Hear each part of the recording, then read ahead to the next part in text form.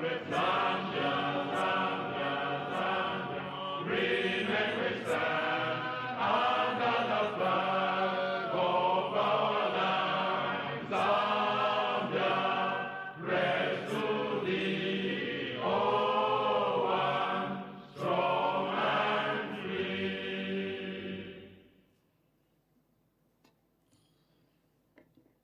Prayer.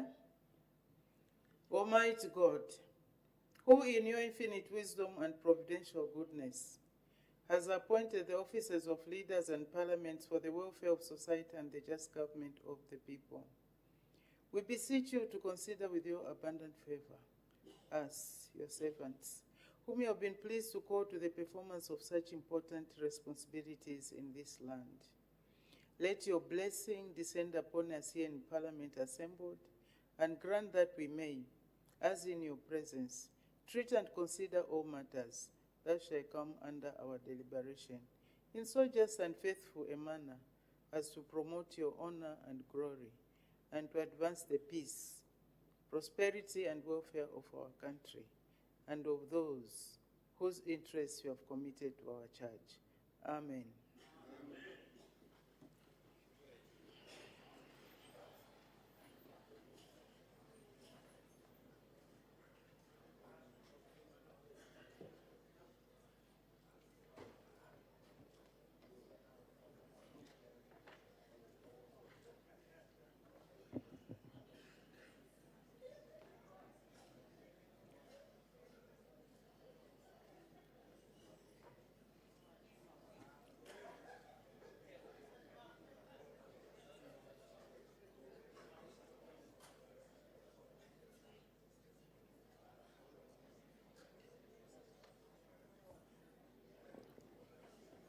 All the honorable members, can we settle down?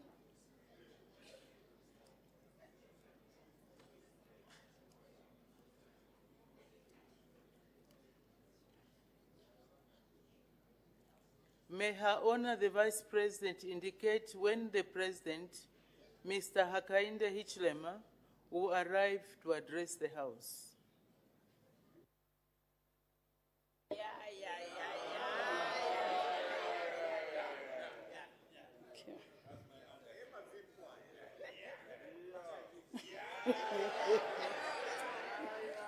This is the last one. This is so we can... Madam, I wish to inform the House that the President, Mr. HAKAINDE HICHILEMA, the President of the Republic of Zambia, will arrive at 09:45 hours to address the House. Thank you. Thank you very much. I suspend business until the President arrives. Honorable members are requested to remain in their seats.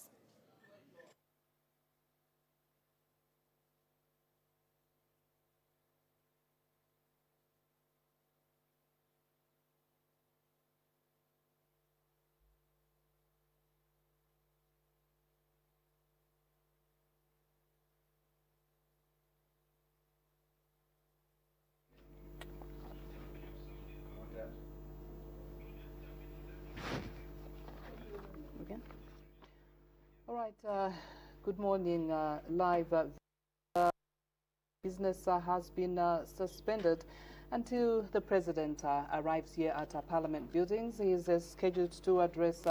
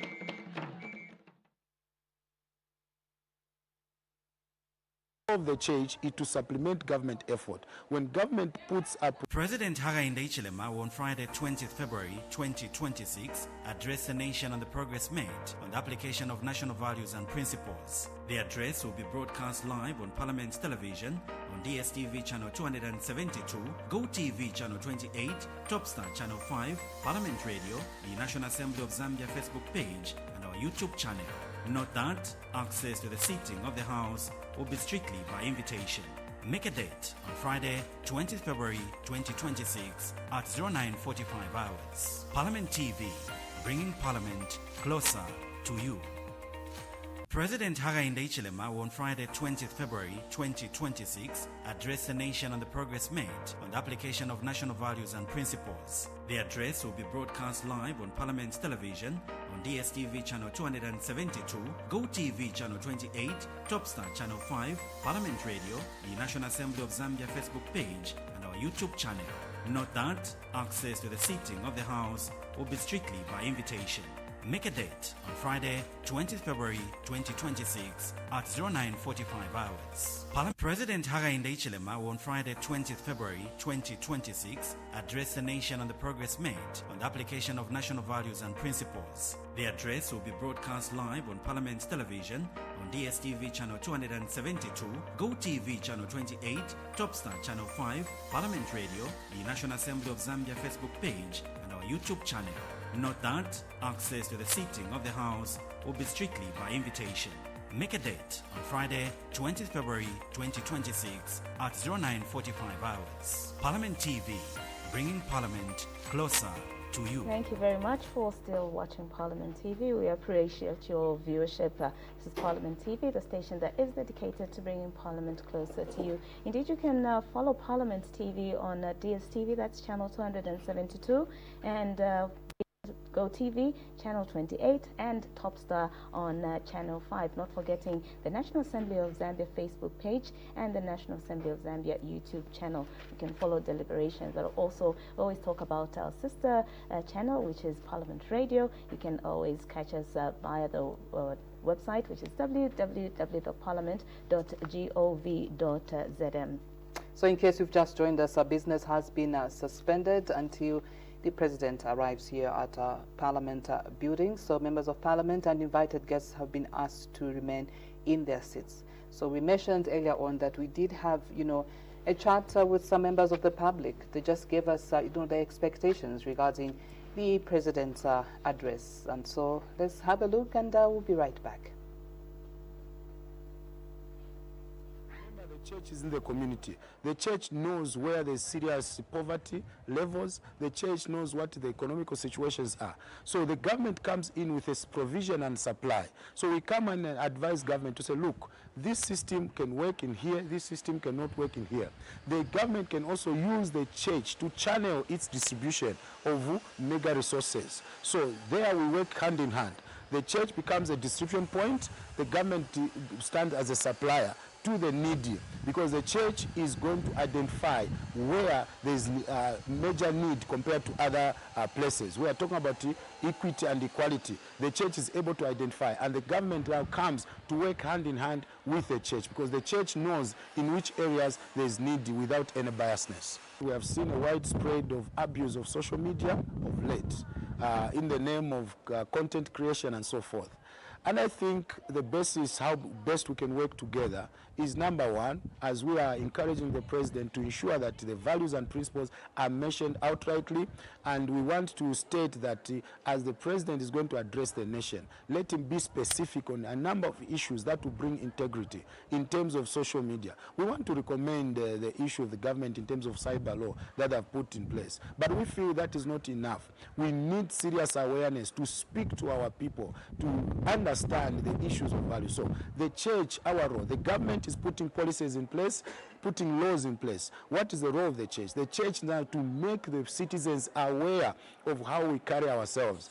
You may be aware that in society we need to respect elders. no matter how they are. We need to respect elders, whether they are your parents or they are not your parents. We need also to respect leadership. But we have seen the outbreak that is happening. People are insulting in the name of social media. So we know the government has put the law, but the role of the church now is to bring awareness. The role of the church is to bring sensitization. The role of the church is to teach our people to say, this is not the way of life, this is the best of our life, in line with what the government and what the word of God indicates. And Pastor Mwanza has further called for enhanced collaboration between the church and government in the fight against poverty. Our emphasis is that we have one Zambia. We don't have any other country where we belong. Therefore, we want to encourage all the political players as we are coming to up the 2026 elections. Let us put our selfish motives aside. Let us look at Zambia as one country, we are one family, we are all brothers at the end of the day. Therefore, we want peace, we ask for peace, we ask for integrity, we ask for respect for one another. Let us not use vulgar language, let us not use character assassination, let us campaign based on promises, based on things that you're going to do for the country. And we are expecting, as the president is addressing the country, we are expecting the president to be categorical in terms of values and principles. I have seen in other institutions where they even tabulate the rules, what they want to do. And we are asking that as the president is addressing the nation, we are asking, may you be categorical, may you be specific in the areas so that at the end of the day, people can pick up issues that at the end of the day shall be implemented and make Zambia a better country. As the nation awaits the president's update on the progress made in the application of national values and principles, stakeholders remain hopeful that the country will continue to uphold and strengthen these values in pursuit of unity, integrity, and sustainable development.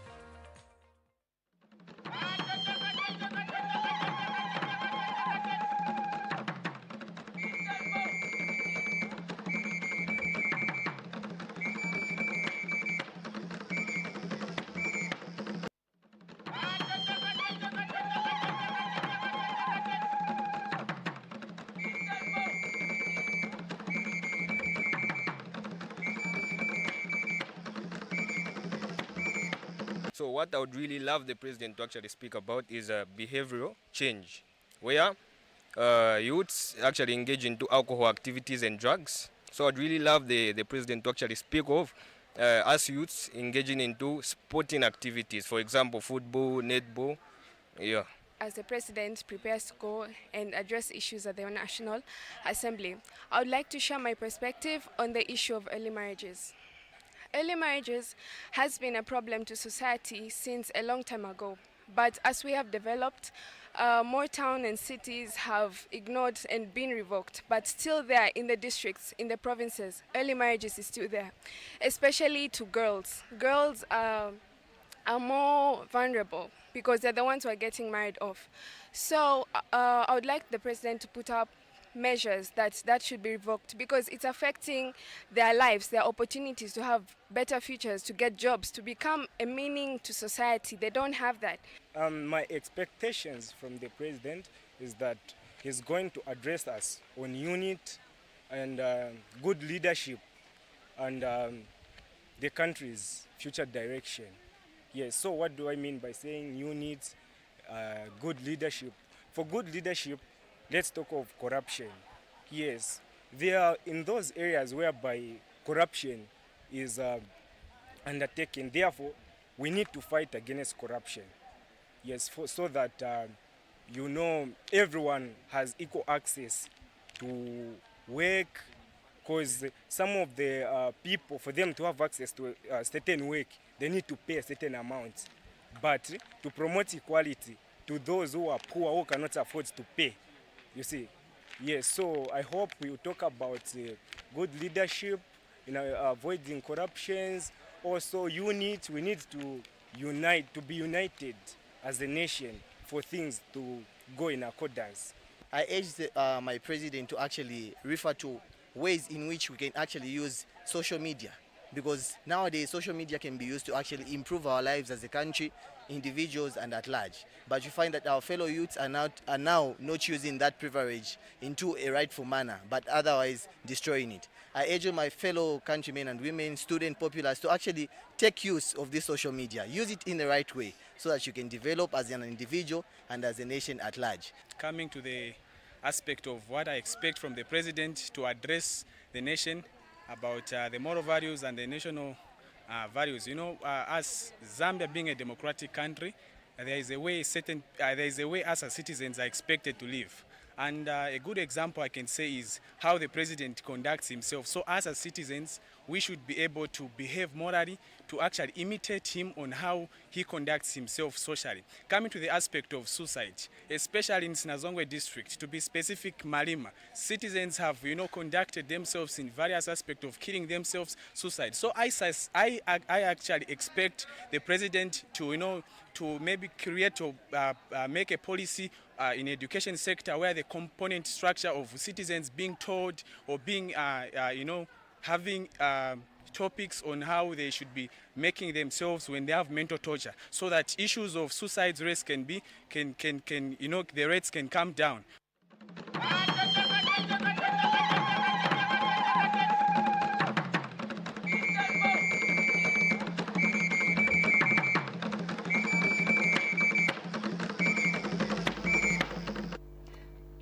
All right, there you have it.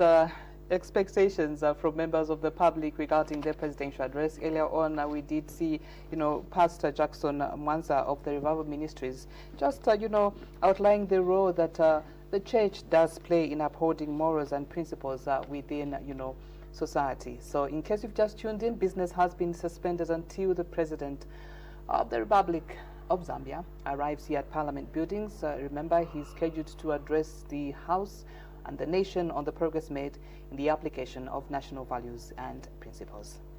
Okay, yes, indeed. And of course, we did continue speaking to people, and one of our staff, one of our colleagues did indeed get in touch with bloggers of Zambia, and that was Emasiko Maketo. He did speak to Programs Officer, Mr. Oneo Bofwani, and he is the Programs Officer at Bloggers Zambia, and he does expect that the President to provide guidance on digital governance, ethics and access to information. So that was what Maketo was talking about with Mr. Bofwanu, and this is the Programs Officer, Bloggers Zambia. Take a listen to that.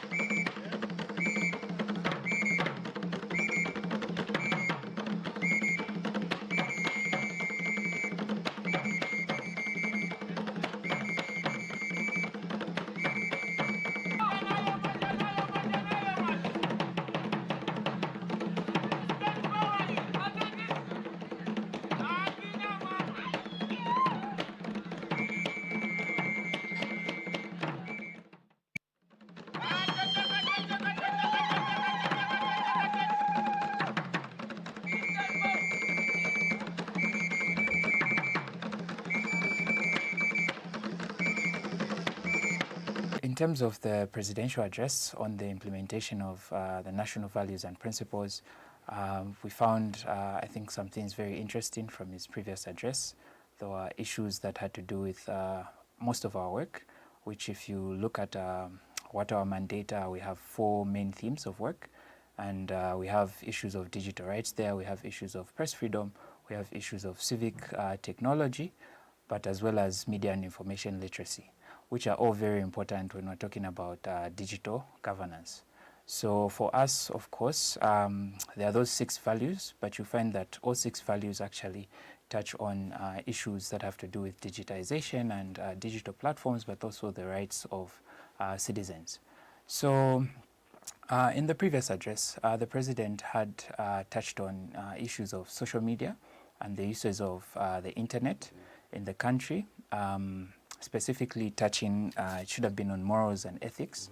And a comment was made in his speech towards how us as citizens need to then reflect these national values and principles which are enshrined in our Constitution, which are our duties and responsibilities as we interact with the internet, but also as we use these platforms. He did also outline and say that government was in the process of reviewing some key policy through the Ministry of Science, through the Ministry of Technology and Science.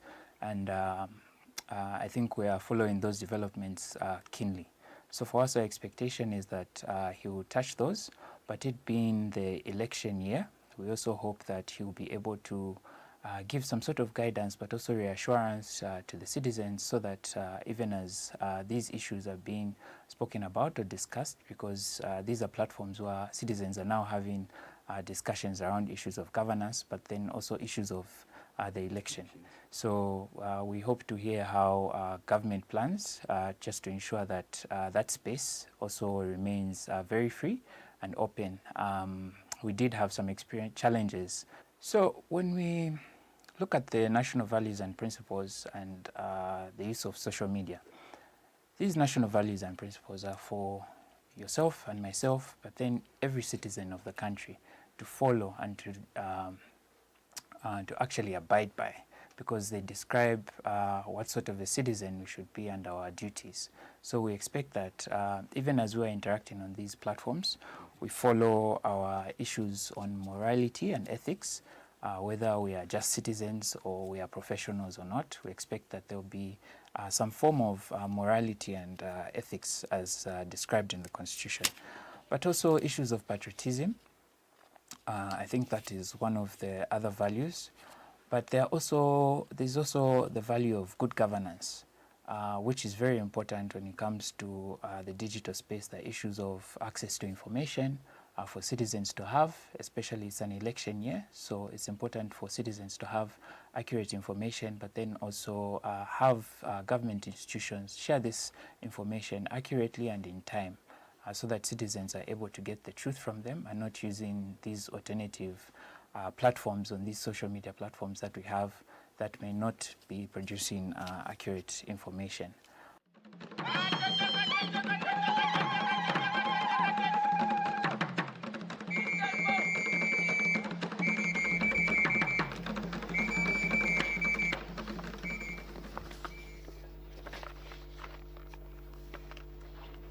Thank you very much for still watching Parliament TV, and that is Bloggers of Zambia, indeed just talking with Maketo Emasiko.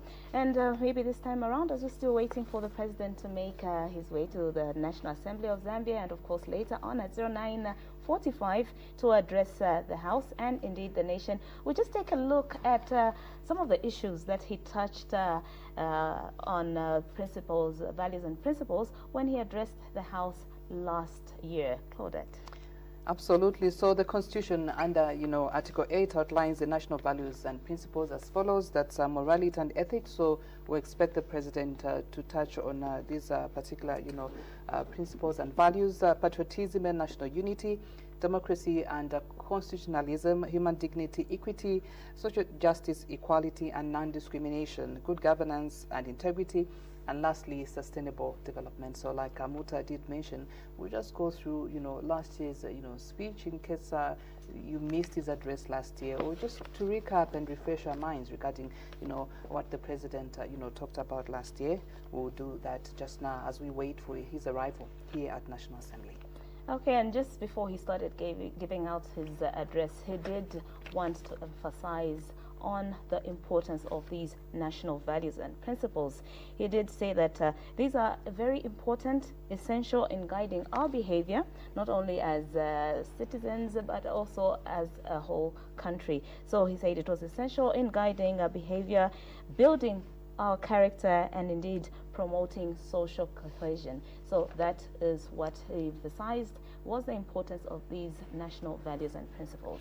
And so under morality and ethics, the President did say that to promote a morally upright and ethical nation, social issues needed to be addressed, among them alcohol, substance abuse, child marriage, teenage pregnancy, gender-based violence, and cyber crimes and bullying. These are the issues that we actually talked about just as we started this live broadcast, issues of, gender-based violence. Remember, Families Our Nation's country director did touch on, some of these issues and called for stiffer punishment for, would-be offenders of defilement, for instance. And so the President last year did say that to tackle alcohol and substance abuse, especially by, the young people, government working with various stakeholders actually did sensitize 4 million citizens, countrywide. And so regarding that sensitization, we yet to hear what the president is going to say regarding the progress that has been made with the sensitization that, you know, was done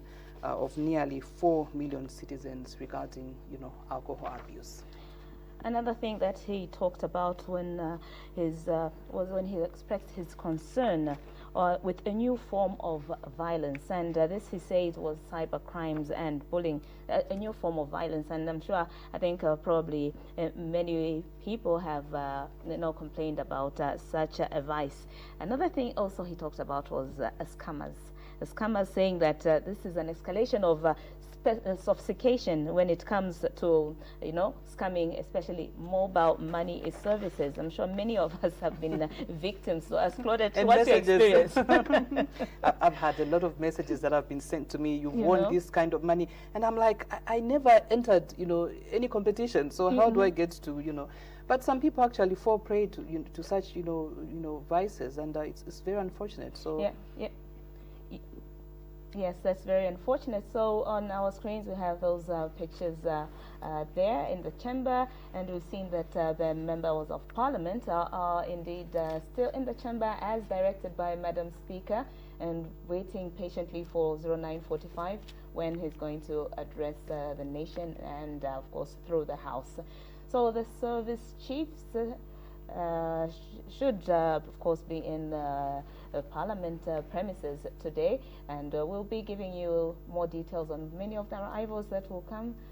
The President has arrived at Parliament grounds, which is a good thing for us because we know the President is guest number 1 for today, a very important day in the parliamentary calendar. Absolutely, and he's the President there. He's going to be received by the Speaker of the National Assembly, that's Dr. Nelly Muti.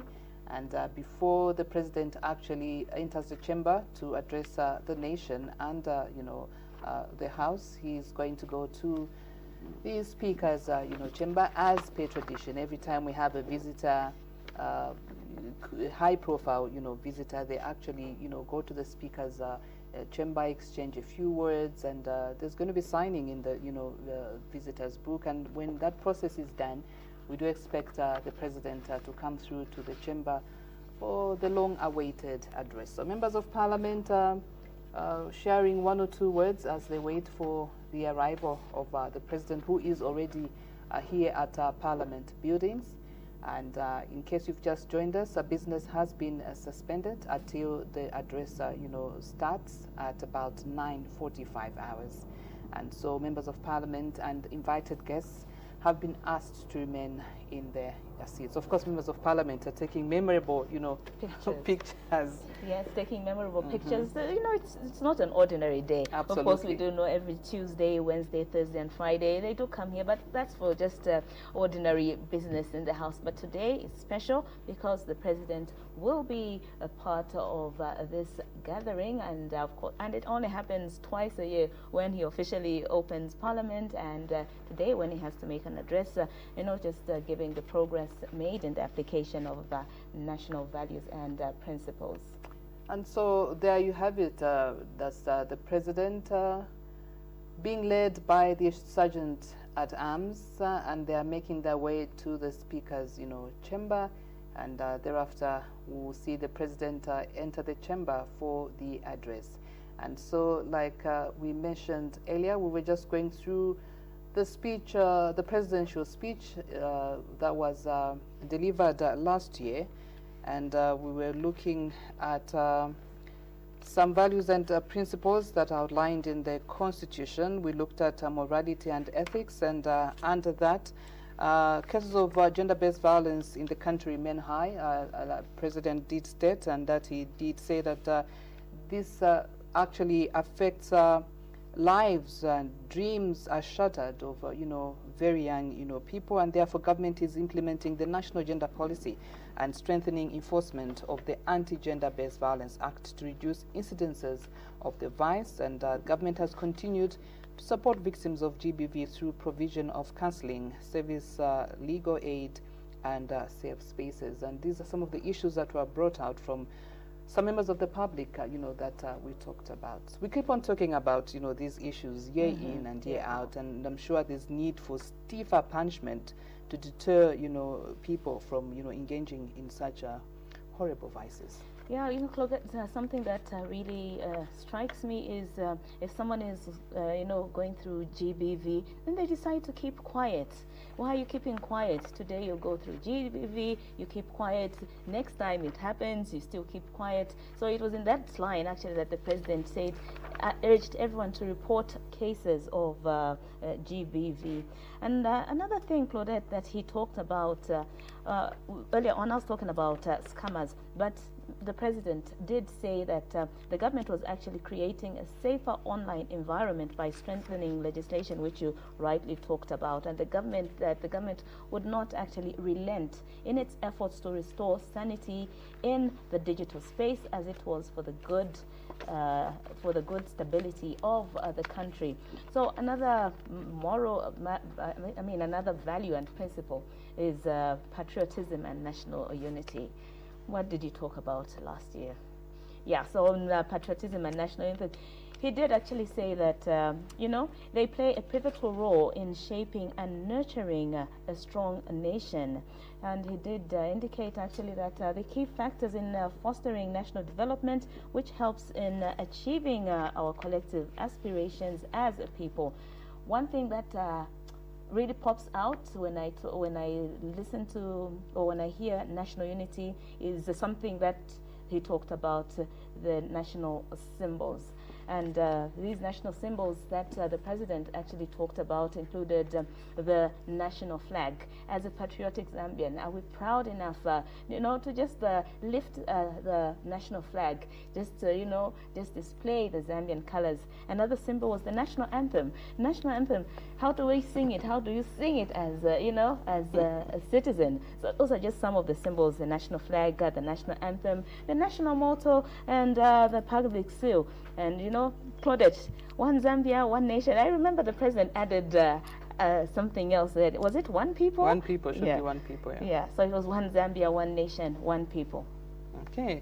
And under human dignity, equity, social justice, equality, and non-discrimination, the president did say that government remains actually committed to upholding human dignity, equity, social justice, and non-discrimination. And these principles, according to the president, he did say that they are fundamental in fostering peace, unity, and socio-economic development in the country. And so, if you have seen across the country, a number of schools have been constructed just to ensure equity, to enable, give a chance to each and every person at least to attend school, to, get an education. Health facilities are being constructed, maternity annexes, police posts and feeder roads are also being rehabilitated, and market shelters, talk of, crossing points, deep tanks, water points, and sanitation facilities. Financial development that is being in action, just to ensure that people have a share of good shelter, good sanitation, for instance, and that falls under human dignity, equity, social justice, equality, and non-discrimination. Still on that, Claudette, I think last year the president actually did, say that the free education policy is bearing fruit. And this was actually seen when there was a lady, a 42-year-old lady from Solwezi, if I remember her name, I think Dorothy Kamisha. She was from Solwezi and had gone back to school in grade 9. That is, that is a good thing. Education is an equalizer, and so the president was actually did proudly indicate that the free education policy was bearing fruit. Absolutely. So on good governance and integrity, the president did say that the citizens are increasingly expecting immediate access to services, and citizens are also expecting transparency and direct engagement with the government. And so government did launch the Citizen Support Service Portal, and the portal is fostering real-time engagement between citizens and the government. And there's been an increase in electronic services available on the government service bus from 300 in 2023 to 321 in 2024, and the increase has made access to improving efficiency in delivering public service. And then another thing that the president talks about was sustainable development, saying that the government's pursuit of economic prosperity, sustainable development was indeed an important imperative, and that this was even more critical in the wake of the devastating impact of climate change, saying that climate change has threatened the national food, energy, water security, as well as biodiversity, and that climate change has disrupted the development efforts and highly contributed to the increased cost of living. So those are some of the things that the president talked about, and I hope that you know that you'll still be with us to get to listen to more things that he is going to talk about this year. But in case you've just tuned into Parliament TV, we appreciate your viewership. Thank you very much for choosing the station that is indeed dedicated to bringing Parliament closer to you. So my colleague Claudette and I are just giving you a summary of some of the things that the president talked about last year when he delivered his speech, of course, just informing the House and the nation on the progress made in the application of national values and principles. All right, so in case you've just tuned in, the president is already here at Parliament buildings. That's him in the Speaker's chamber, exchanging one or two words, and thereafter he's going to sign in the visitor's book and then make his way into the chamber. So he's expected to start addressing the nation and the House at 9:45 hours, and so business has been suspended until the president enters the chamber and gets to address the House and the nation at about 9:45. And so the Constitution under Article 8 outlines the national values and principles as morality and ethics, patriotism and national unity, democracy and constitutionalism, human dignity, equity, social justice, equality, non-discrimination, good governance and integrity, and sustainable development. So the president has just signed in the visitor's book. We wish we could all see what he has actually, written in that book. But yeah, we can only leave that to our imagination. Absolutely. Yeah. So.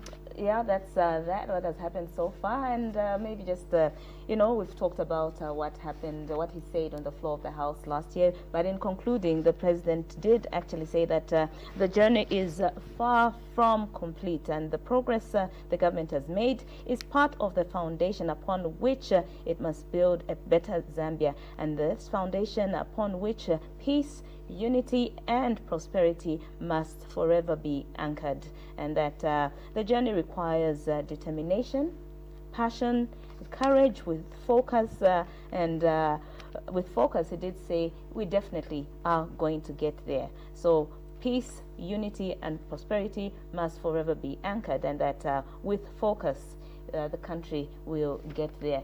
So that is just in summary what the president did say last year when he addressed the House and indeed the nation on the progress made in the application of national values and principles.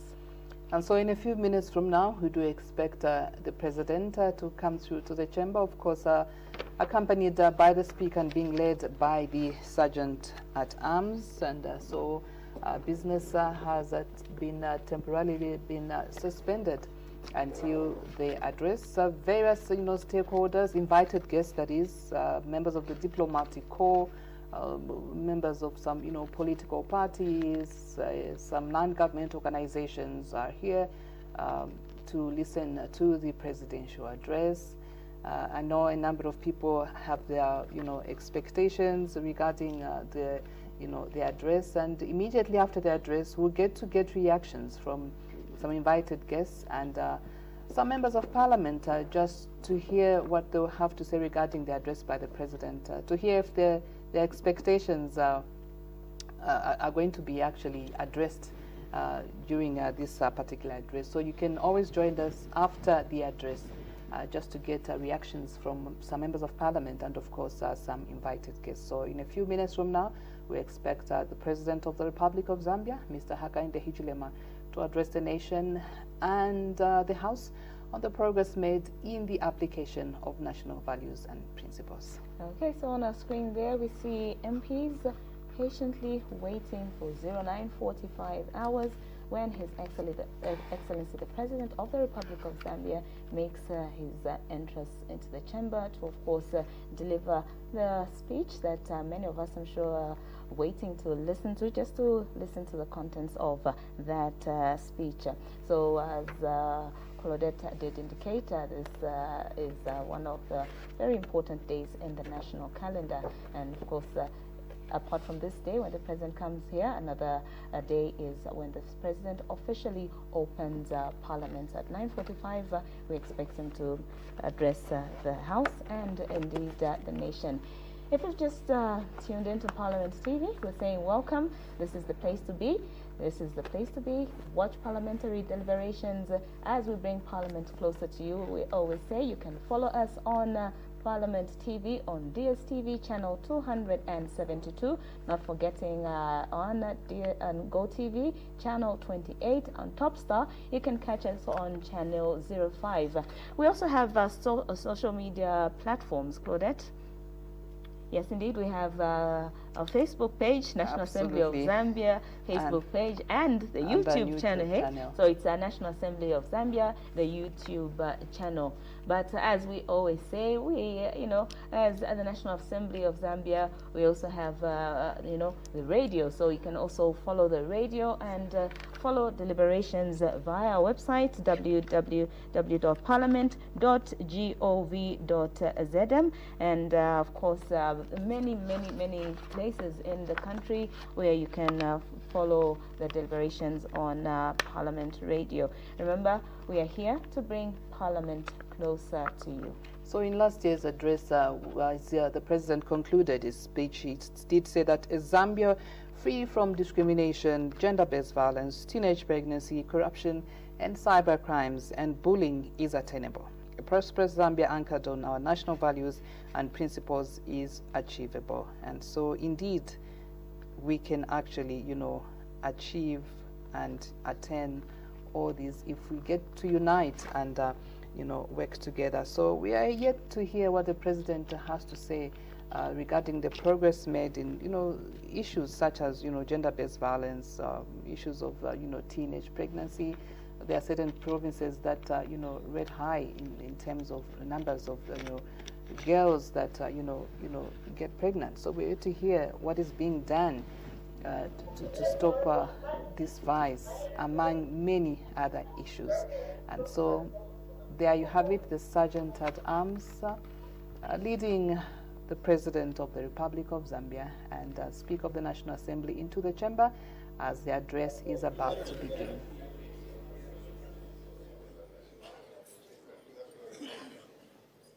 Honorable members of Parliament, Mr. President and Madam Speaker.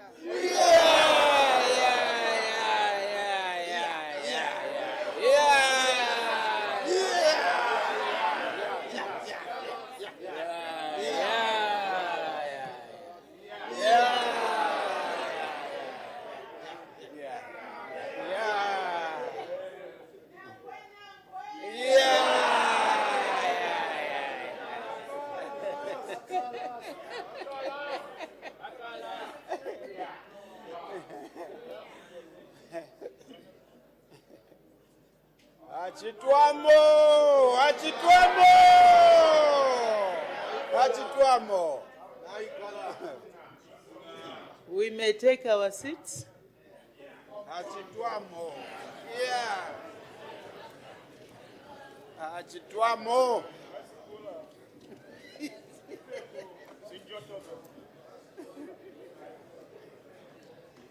Order, honorable members.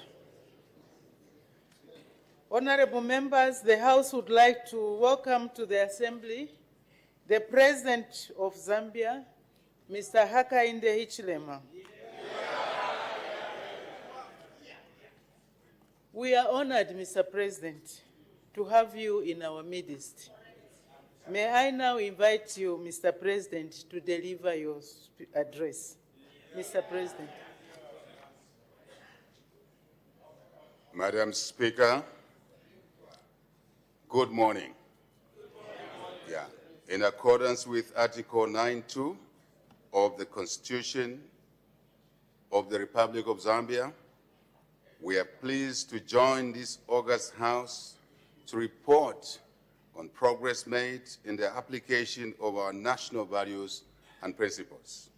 Madam Speaker, we take this opportunity to congratulate and welcome the newly elected Member of Parliament for Chawama constituency,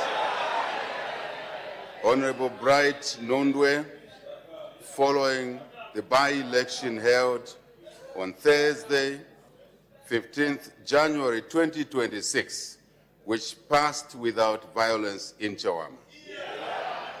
We all know Chawama very well, but we're very, very pleased that this by-election took place in the manner it did. We urge the Honourable Member of Parliament to effectively represent the people of Chawama constituency with honour and indeed responsibility. Madam Speaker, during this session, the House was privileged to host His Excellency, Mr. John Dramani Mahama, President of the Republic of Ghana, on Thursday, 5th February 2026. In his special address to this House, President Mahama reaffirmed the warm, cordial, and indeed historic bilateral relations that exist between our two countries and peoples over many years, Madam Speaker. President Mahama reminded us that our democracies have been built through sacrifice and resilience anchored on true African values. The visit reaffirmed the spirit of Pan-Africanism as espoused by our founding fathers, Dr. Kenneth David Buchija Kaunda and Dr. Kwame Nkrumah. Madam Speaker, as a nation, we've continued to embrace our national values and principles, which are specified in the Constitution under Article 8, and these are as follows. 1, morality and ethics. 2, patriotism and national unity. 3, democracy and constitutionalism. 4, human dignity, equity, social justice, equality, and non-discrimination. 5, good governance and integrity. And lastly, sustainable development, Madam Speaker. Madam Speaker, these national values and principles are not just a constitutional requirement for us, but a moral compass that shapes our character and defines our identity as a people. They provide guidance in our policy formulation. Please, Madam Speaker, I want to repeat this. These provide the guidance in our policy formulation and form a bedrock for the implementation of our policies as a nation, without exception. Madam Speaker, we will now proceed to highlight the progress made in the application of our national values and principles, with the recognition that we all have much more work to do ahead of us. We are not ambiguous about that. We're clear. Whatever work we've done, we still have a lot of work to do ahead of us together. Morality and ethics, Madam Speaker. Zambia is a peaceful nation, a caring nation, and I must strongly say a Christian nation. Morality and ethics are important values that shape the character of our families, communities, and the nation at large. It is within this moral and ethical context that this government is addressing a number of social vices, such as alcohol abuse, drug abuse, and basically other substance abuse, teenage pregnancies, child marriages, and gender-based violence. To address these vices, Madam Speaker, we have implemented a number of interventions.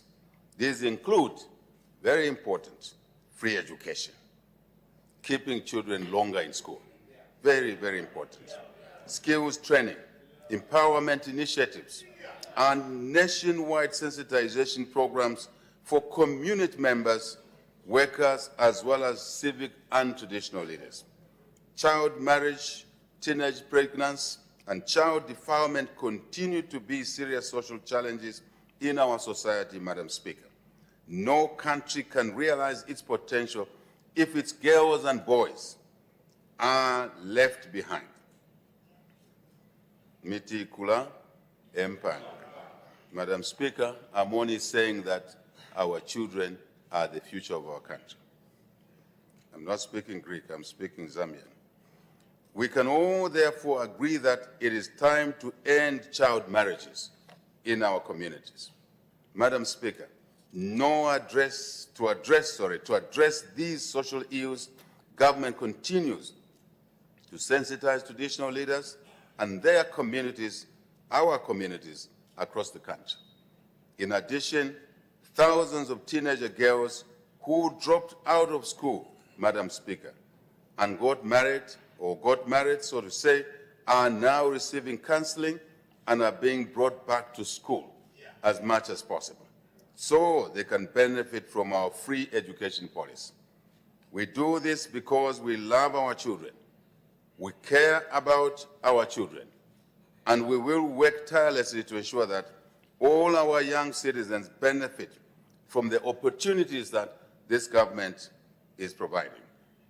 Madam Speaker, gender-based violence has remained a public concern in our country, in our communities and country. We continue to address this vice through many interventions, including the establishment of a national call center, one-stop centers and fast-track courts for victims of gender-based violence across the country. We urge victims, Madam Speaker, we urge victims, relatives, and others to report all instances of gender-based violence without fail, because sometimes victims are shy to do so. So communities must come in here. The law must continue to take its course, and perpetrators must be brought to justice without any segregation. All of them. We commend our traditional leaders, the church, and other stakeholders for their support in the fight against these vices.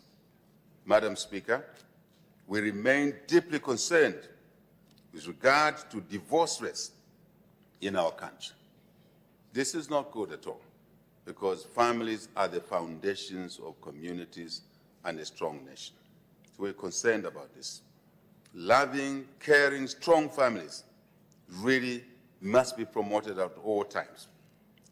Of paramount importance is responsible and strong families who build a strong nation. Madam Speaker, human trafficking continues to be a concern given our geographical location. Yes, we are land-linked, we flipped the coin, but still, we have so many neighbors. And this creates sometimes challenges. To curb this vice, the United Party for National Development, UPND New Dawn administration, has fully operationalized the Department of Anti-Human Trafficking in the Ministry of Home Affairs and Internal Security. The department, in collaboration with other law enforcement agencies, is leading efforts to totally eradicate human trafficking. You all know stories that come through the media, horrible stories, where some of these die in fuel tankers. And this is not right. We must not be the country that allows these things to happen. Madam Speaker, social media has created new opportunities for innovation. Yes, we agree. Entrepreneurship, yes, we agree. Self-expression, yes, we agree. And information sharing among our people. Sadly, some of our people are using social media to spread harmful content, fake news. Very sad, Madam Chair. Misinformation, disinformation, and worst of all, hate speech. Worst of all, hate speech.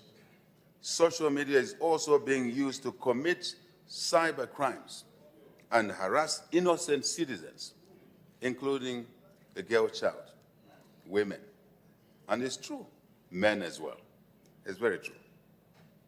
In this regard, Madam Speaker, We continue to reform the legal framework to protect the public from harmful online behavior and cybercrime. Madam Speaker, a crime is a crime, done in physical or through social media. Please, let's remember that. We also call upon citizens to ensure that digital platforms are used responsibly and productively. We continue to be inspired by the online creativity of our innovative and entrepreneurial youth, and we encourage everyone to enjoy the freedoms they have, they have, all of us, responsibly. Responsibly is a key word, Madam Speaker. Let me move to patriotism and national unity. Madam Speaker, over the last 4 years, we have made progress in fostering patriotism and national unity. We have made steady progress in promoting Zambian products, starting with our own market here, to support businesses and our hard-working and industrious citizens. Government has also strengthened local content policies. You all followed that. In fact, you approved those in this House, and we thank you for that. Last year, we issued statutory instrument number 68 of 2025 on the promotion of local content in the mining sector. After a long and orchestrated negotiation process, we are pleased to say, Madam Speaker, this is now in place. This has created more opportunities for local suppliers to be awarded contracts, which means more jobs and more income for Zambians. Public procurement has also been reformed, Madam Speaker, to give special preference, what we call positive discrimination, to locally produced goods and services, which again means more jobs, more business opportunities, and income for Zambians, and indeed the treasury, because every citizen needs the treasury income to continue expanding. Madam Speaker, to continue the provision of vital services, including nationwide free education, the government depends on effective revenue collection. A responsible, a caring society demands that we all pay our taxes, fair taxes. It is a personal responsibility. It's part of our values. Paying our taxes is an attribute of patriotism and mutual responsibility. Government has modernized and simplified tax administration through digital platforms to make it easier for citizens to meet their tax obligations. When we say tax, we don't mean the tax component only ordinary. We mean levies and all of those issues that we are supposed to pay as responsible citizens. Madam Speaker, under the UPND New Dawn administration, there has been an unprecedented reduction in political violence and cadreism in our country. Chawama is a good example. Chawama. And under our watch, Madam Speaker, there is no room for political violence. There is no room for cadreism, negative cadreism. We're not talking about mobilization and positive cadres. There is no room for lawlessness.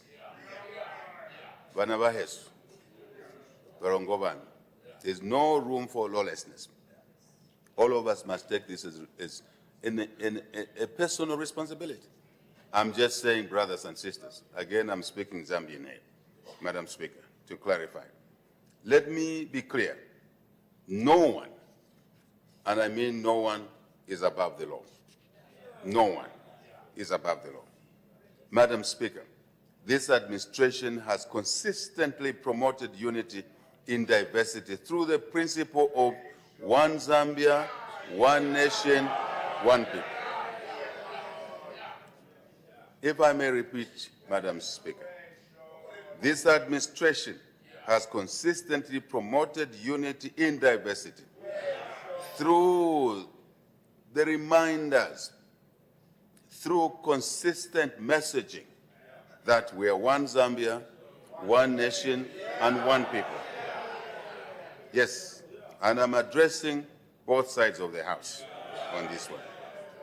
Our efforts are evident in the decentralization and the equitable distribution of national resources. That's how we walk this messaging. Decentralization, equitable distribution of our national resources to all parts of the country through instruments such as the substantially enhanced Constituency Development Fund across the country as an instrument to walk the talk. A caring and loving Zambian society is one that provides equal opportunities and distributes resources fairly without discrimination. That's very important. On the cultural front, Madam Speaker, we're witnessing a positive development where our Royal Highnesses are increasingly attending each other's traditional ceremonies across the country. They're getting to know each other, something that never happened before, at a person-to-person level. It's very important, and this will rub on to communities across the provinces of Zambia. This is an attestation to our unity in diversity approach.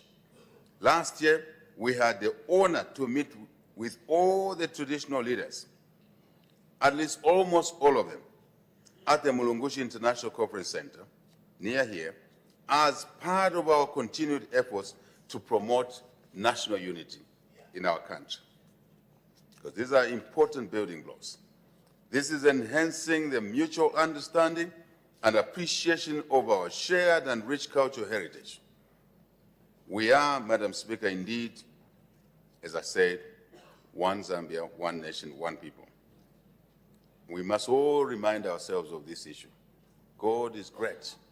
Put us together deliberately. He didn't make a mistake. He chose us to be together. And we must respect God's decision and work with each other, support each other. Yes, compete. Compete, yes, within reason. But keep the fabric of a united Zambia. I think that's the message here. Madam Speaker, democracy and constitutionalism. Madam Speaker, to enhance our democracy and promote inclusivity in our governance system, we amended the Constitution. For what purpose, Madam Speaker? To ensure fair and equitable representation of our people across the country.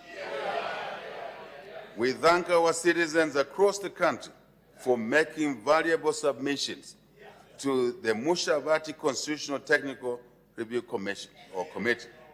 We also commend this House, Madam Speaker. We commend this House. We commend this House, this gracious House, for successfully passing the bill, Bill 7. We are proud that women, youth, persons living with disabilities, we will now have a great opportunity, guaranteed opportunity to representation at all levels of our governance system for the first time in the history of our country. Madam Speaker, I want to thank these members of Parliament here, all of them. And we respect all of you. You debated. Finally, you came to a conclusion. That's the way it should be in a civilized society. Madam Speaker, through a mixed member system, by the way, some citizens are not aware, at local government, not just here, but at local government as well, we will see women, youth, and those with disabilities. This is great, and we should celebrate this. Madam Speaker, thank you very much for your leadership. The amended Constitution,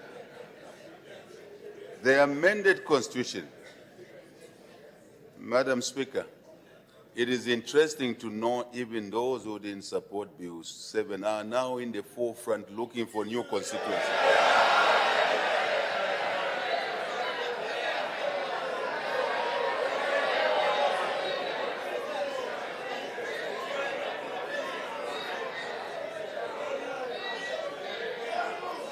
Madam Speaker, I am following the Electoral Commission's grassroots work around this issue.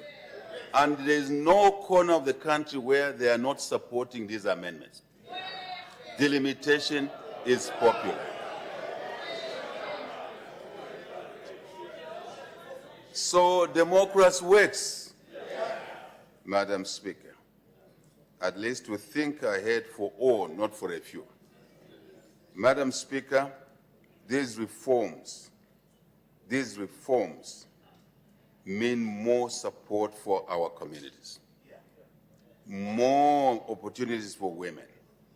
What a great time to be of our age and to be active in our country.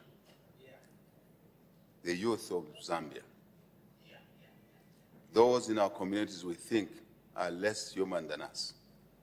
And they are all there in all our families, those with disabilities. Madam Speaker, I think I would write a special note to you to thank these members of Parliament. Madam Speaker, our administration remains firm on preserving freedom of assembly and association. There can be no development without peace, though. As we approach the 2026 general elections on 13th August 2026, we are committed to ensuring free, fair, credible, and peaceful elections. We should all remember, Madam Speaker, that democracy thrives on ideas, on persuasion, and respect for divergent views. We therefore implore all the political actors to commit to and promote peace, tolerance, and unity as we move towards elections. Let us always choose unity over division. Let us always choose dialogue and inclusion over conflict and insults. Let us choose progress over petty politicking. Madam Speaker, our stable and peaceful environment has so far attracted unprecedented levels of investment. In the last 4.5 years, Madam Speaker, as you will see just in the mining sector, we've attracted well over $12 billion in 4.5 years. This is dramatic and must be supported, which translates, Madam Speaker, to more jobs, to more businesses, opportunities, and others. Benefits, some are simple to see, others are embedded, and you may not see them. But we can see through as citizens, and we appreciate this. This is a great achievement, Madam Speaker, but we still have work ahead of us, a lot more work to do. Madam Speaker, access to information and media freedom remains fundamental to democratic governance in our country. Our administration has undertaken legal reforms to modernize the media landscape in our country. The government passed the Independent Broadcasting Authority Act number 26 of 2025 and the Zambia National Broadcasting Corporation Act number 26 of 2025. Yes, this is to promote independence, fairness, and accountability in broadcasting, while safeguarding press freedom and public interests.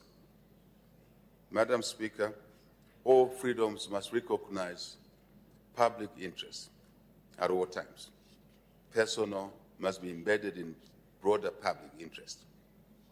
Madam Speaker, human dignity, equity, social justice, equality, and non-discrimination.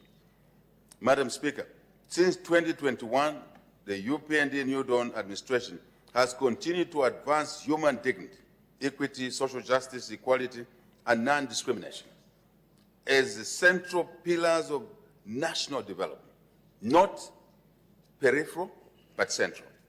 We have expanded community-driven investment and strengthened social protection like never before. We have empowered the youth and women. We have improved access to education, as I've said already, health, water, sanitation, and justice. The foundations of a loving and caring society are these issues we are discussing now. Madam Speaker, once more, our commitment is underscored by the substantial increase in the budgetary allocation, as I said already, to CDF. Numbers don't lie. From 1.6 million per constituency per year in 2021 to 30, to 25, to 30, to 36, and now to 40 million.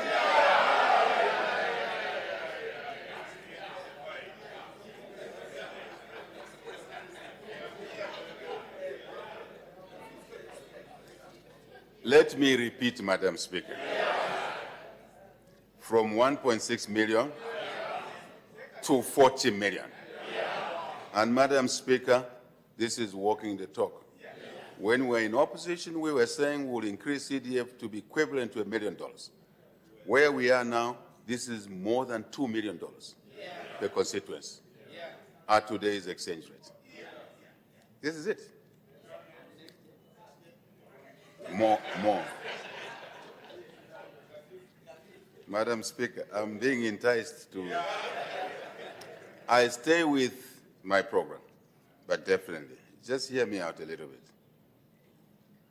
So, to crown it all, Madam Speaker, so people don't whisper and giggle, 1.6 million to 40 million in less than 5 years, and we are going to increase this again next year.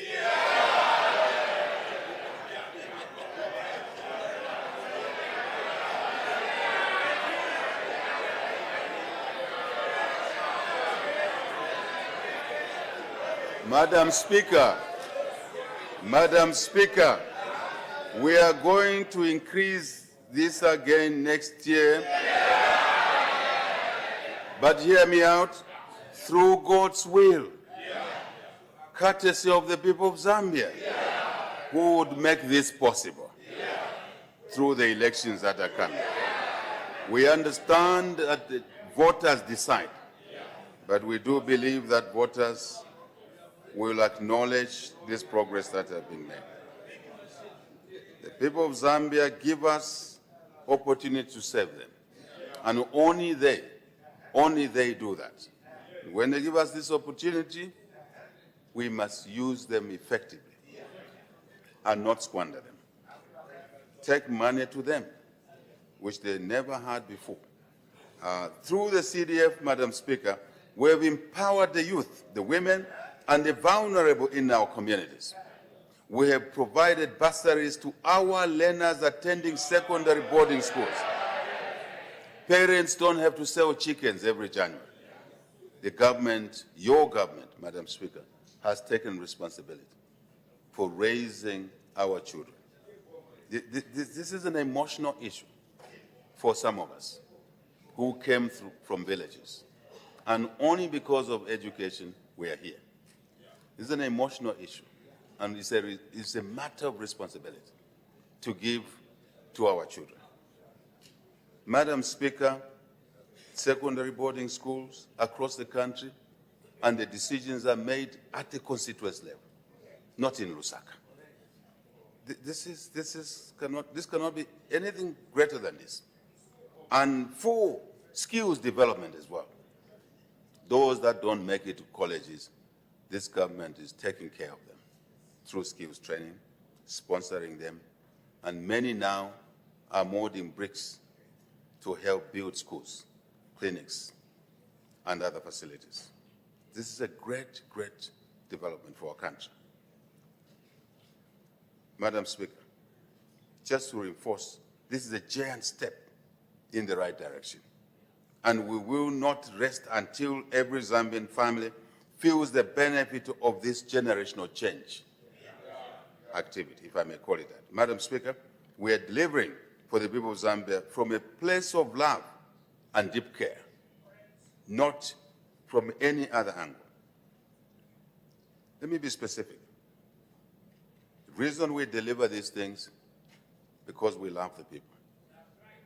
We respect them for giving us an opportunity to serve them. We care for them. How do we show this? More health services are now within reach for our communities than ever before, with the provision of life-saving ambulances up to the constituency level.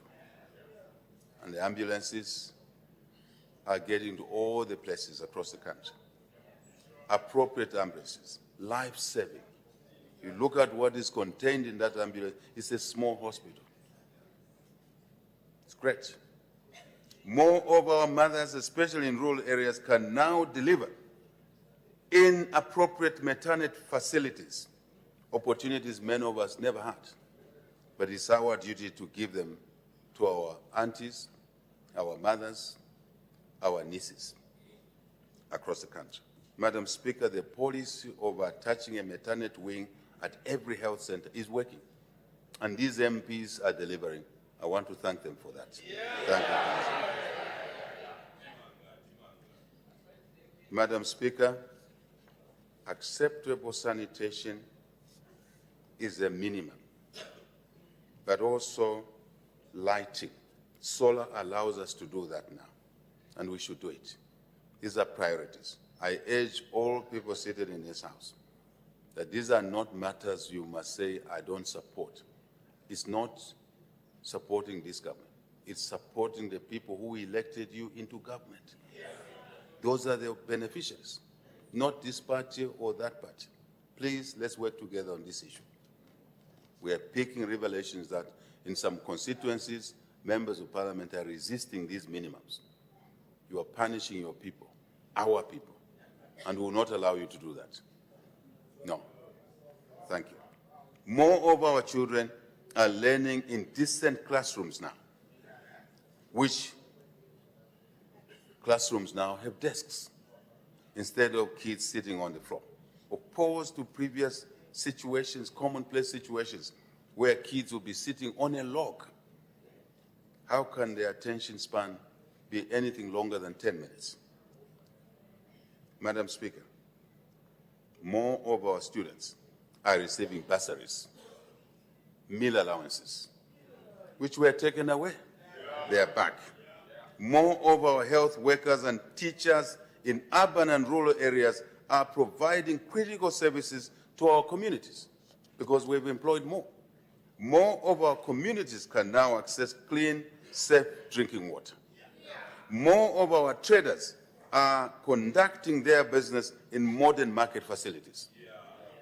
Madam Speaker, more of our small-scale livestock farmers can now access dipping facilities, vaccinations, and treatment drugs within their communities.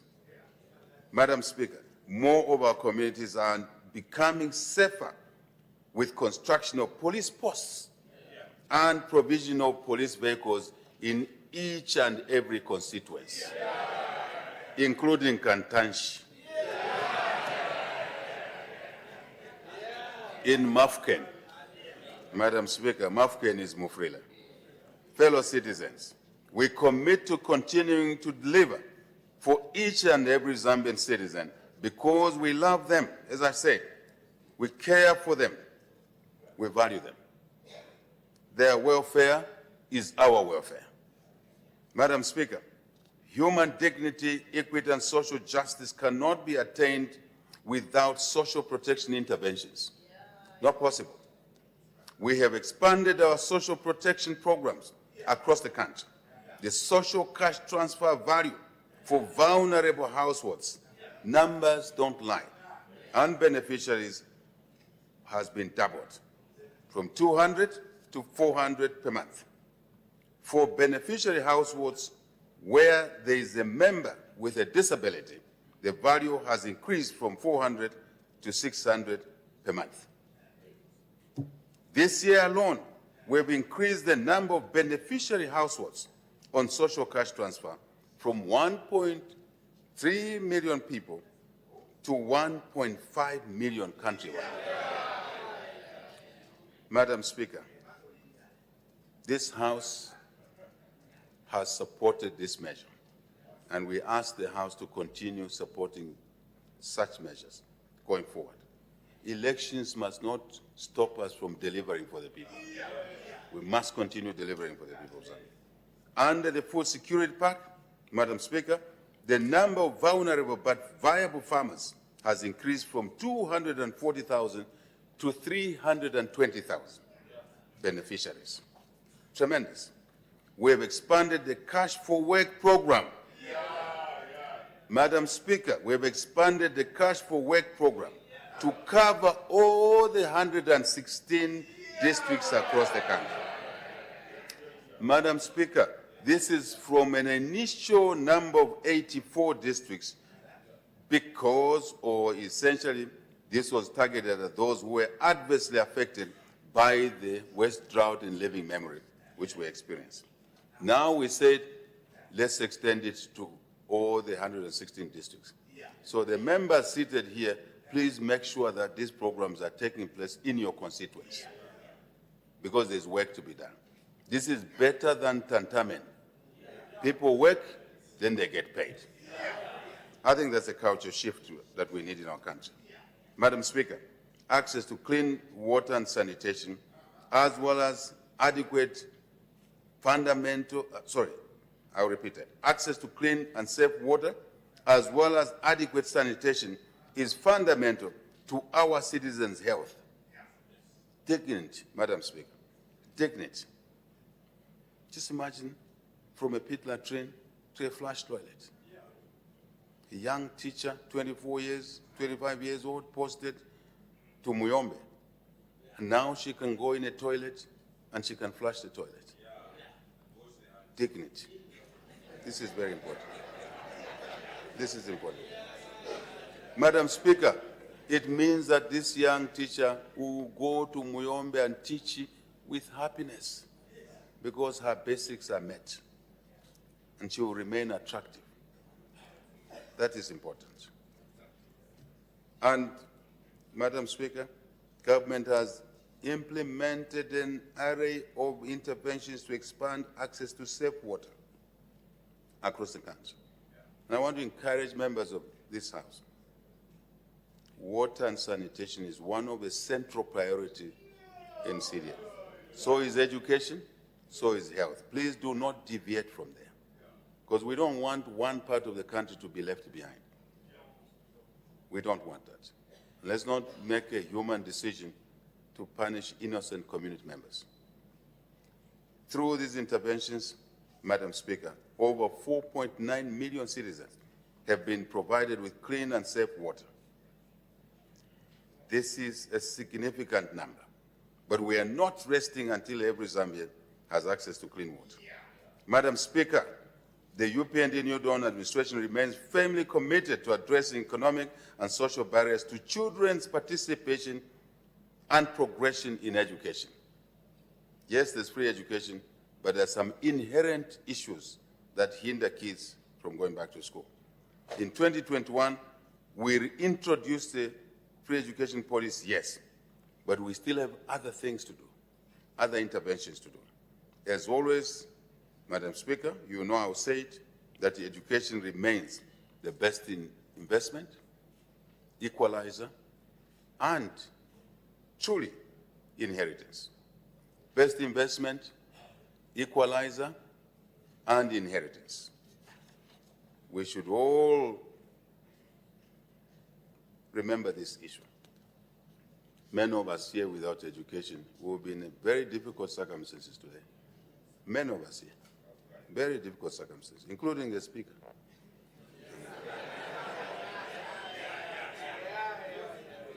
Madam Speaker, with the implementation of this policy, we can today, Madam Speaker, you should be proud of this. We can today announce that over 2.5 million children have been given the opportunity to go back to school. Last time we were talking about 2.3, now we are talking about 2.5. Please follow the numbers. This is gratifying, but we can still do more. We can push. There's a kid out there who is not yet back to school. members of parliament must look for these kids. Councillors, chairmen, mayors, let's all look for these kids in our communities. And Madam Speaker, with your strong leadership, let's remind these MPs to do that. Every now and then. They will save a life. They will bring a future president back to school. That is important. Madam Speaker, we've also scaled up support to vulnerable girls. These are the issues.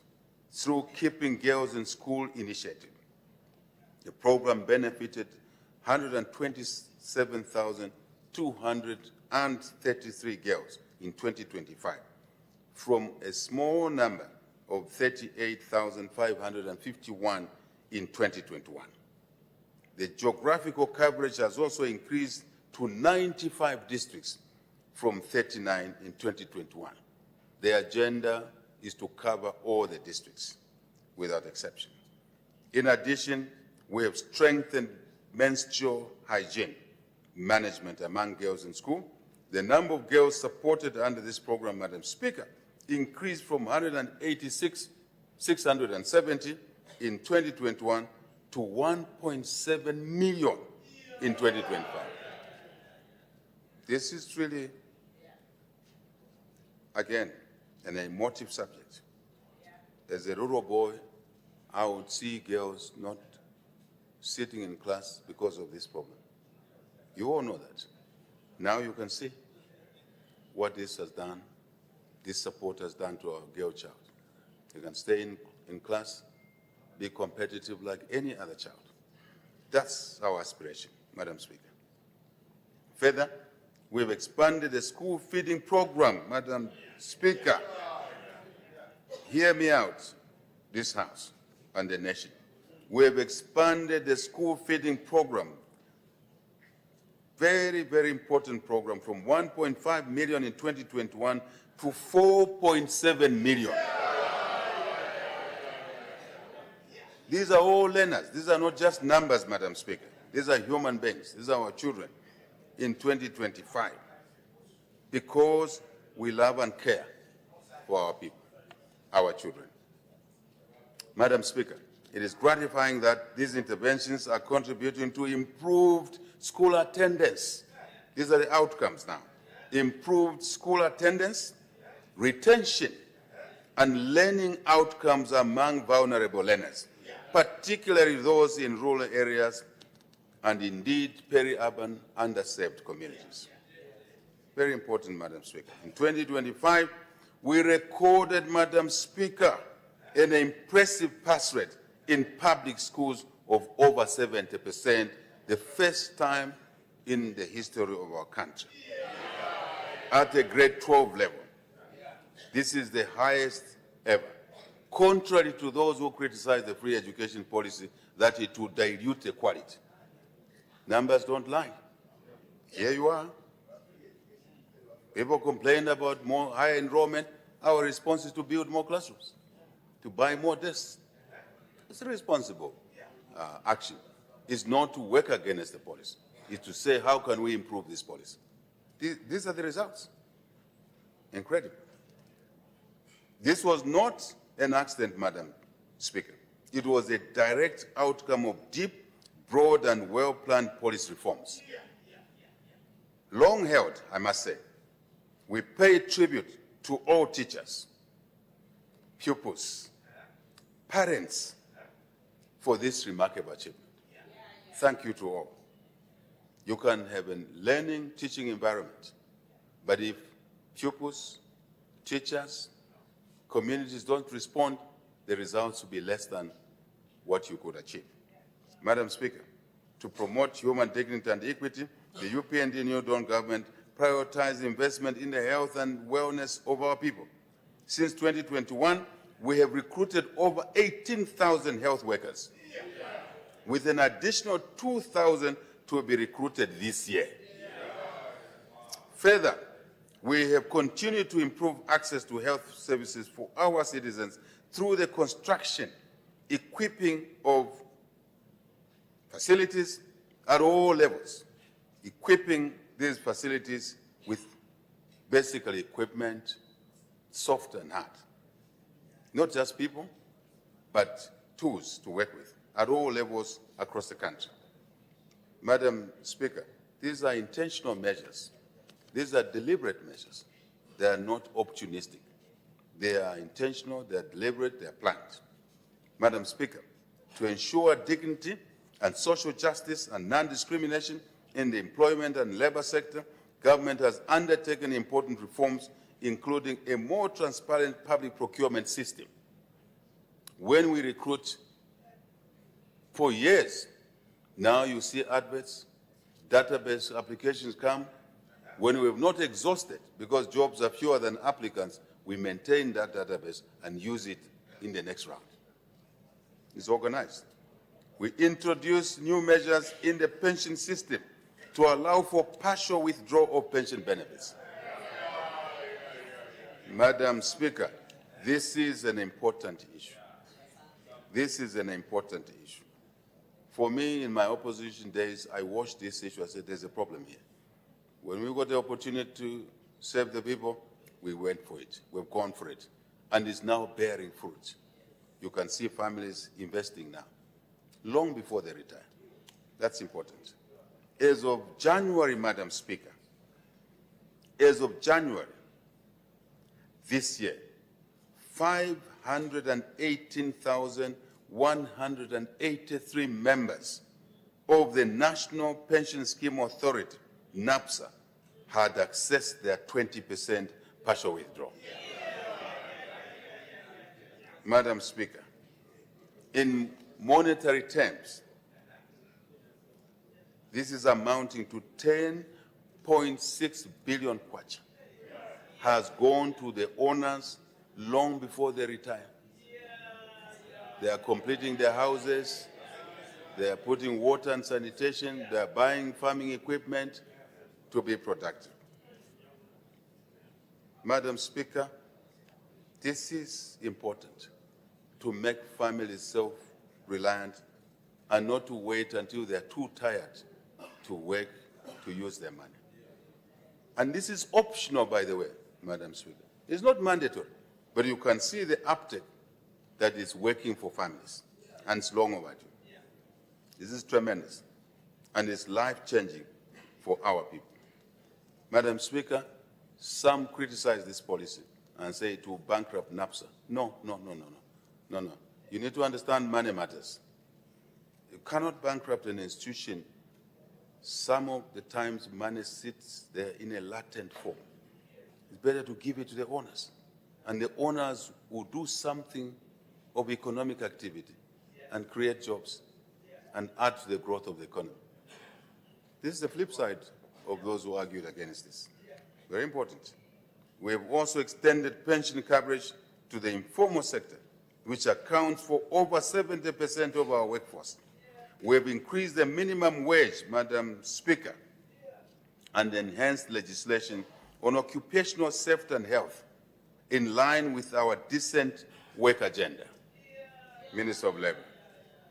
This has improved income security, enhanced financial resilience, and ensured broader social protection for our citizens, Madam Speaker. Madam Speaker, to facilitate speedy dispensation of justice, government has deployed resident High Court judges to all our 10 provinces. We have enhanced access to justice by expanding legal aid services to districts across the country. Further, we have completed, Madam Speaker, if an MP here doesn't see that in the community, all they need to do is to say so. We'll look into that matter.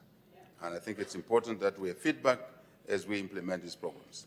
Madam Speaker, our administration remains focused on reducing overcrowding in our correctional facilities to safeguard the dignity of our inmates. They are human beings.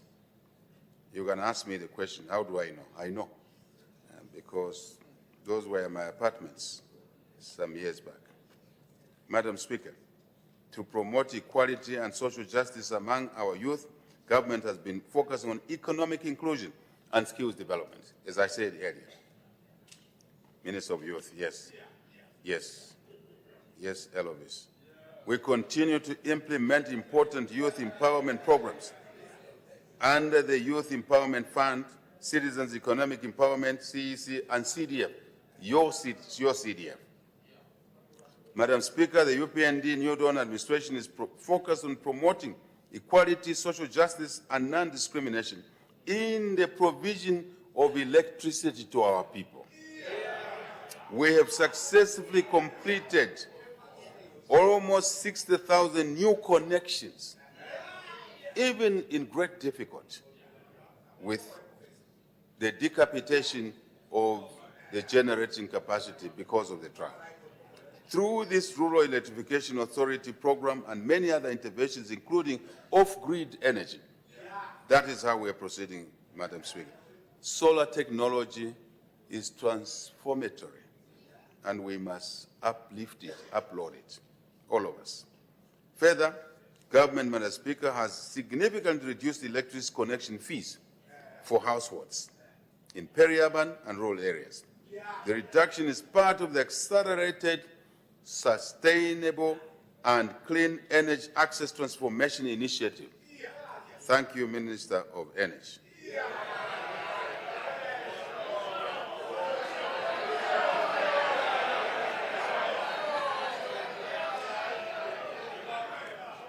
Madam Speaker, that minister was complaining that, Mr. President, you are putting too much pressure on me. Now, with the developments that you see, I can see he looks happier these days. Madam Speaker, as part of our commitment to delivery, we have tackled the electricity challenges head on. We did not skate around. We acknowledged that we had a problem in electricity. We apologized to our people of Zambia. We told our people we were working on it. And you can see the benefits of these efforts. Yeah, you can see the benefits, yes. Madam Speaker, drastically reducing the hours of load shedding, and in many locations, completely ending it. This has been a difficult situation, and it has taught us lessons. And these must be national lessons, not the UPND New Dawn government lessons. Lessons for the nation, that when we're in good times, we must continue to invest in these facilities and not wait until we're in a difficult situation like the one we were. But flipping the coin, great opportunity, and we're taking the opportunity. We want to address our fellow citizens directly whenever we have problems, Madam Speaker. We don't want to hide. We don't want to conceal a problem. We want to acknowledge the problem and deal with it. And also ask citizens for ideas, because they may have better ideas. In this House, Madam Speaker, last time I asked the members of Parliament to come on board to invest in electricity. We pushed reforms that allows everybody, anybody. There's no opposition here. There's only citizens of Zambia. Let us work together. You on my right, you need to embrace these on my left.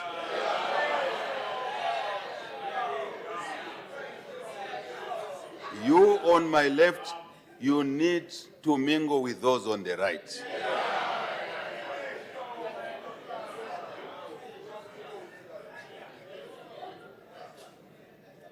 Madam Speaker, once more, we take this opportunity to apologize to the people of Zambia for the pain they endured during the difficult times with electricity shortages. And we also want to thank the people of Zambia for their patience and for their support throughout this period. And in the spirit of dialogue, in the spirit of civility, we saw citizens not going to basically toy-toy in the streets, but talking to each other. This is the culture we want to see in this country. There's no solution in the streets. Solutions are in the rooms like this one, in boardrooms, on the grounds, at solar power stations being constructed. As a nation, for decades, the energy sector has been neglected. And this is regrettable. On behalf of those who sat in the chair I sit today, I want to apologize for not having taken proactive measures. Together, all of us collectively. Zambia is basically an asset, a nation that is, yes, timeless, but also in continuity. Yes, yes. Thank you very much. Thank you very much. So we should all work together, Madam Speaker. This is not a joke. Please don't take this as a joke.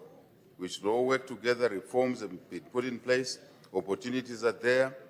And I want to thank the MP for Kaumbwe, who took the opportunity to do what he did. Thank you, sir.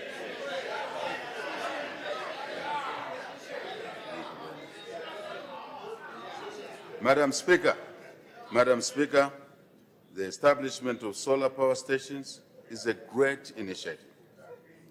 On-grid, off-grid, expansion of clean coal power technologies, Madam Speaker, very important. Already successful importation of electricity. I hear some members were saying this government was hiding electricity. You can't store electricity like water. No, you generate it, you use it. We couldn't have been hiding it anywhere. It's the measures that we have taken to make electricity more available. Yeah. Yeah. Hydro, of course, will continue despite these vulnerabilities, and will continue to expand this, especially in the northern corridor of our country, where we have more water. But also, Madam Speaker, to connect water systems, water basins is what every country does. Morocco is moving water from the north to the south. Israel is moving water from the north to the south. China is moving water from the north to the south. There's something about north and water, right? We have to do the same here so that we can fully utilize the generating capacity we already have. Yeah? And the power, Madam Speaker, is available to every household in the country. It's available to every mine, including the mine that will be coming up in Sinda. And I'm very happy about it. In Sinda, big mine is coming there. Yeah. So that mine needs power. So we need to move water where it is to the dry areas where the capacity is. That's what a nation does.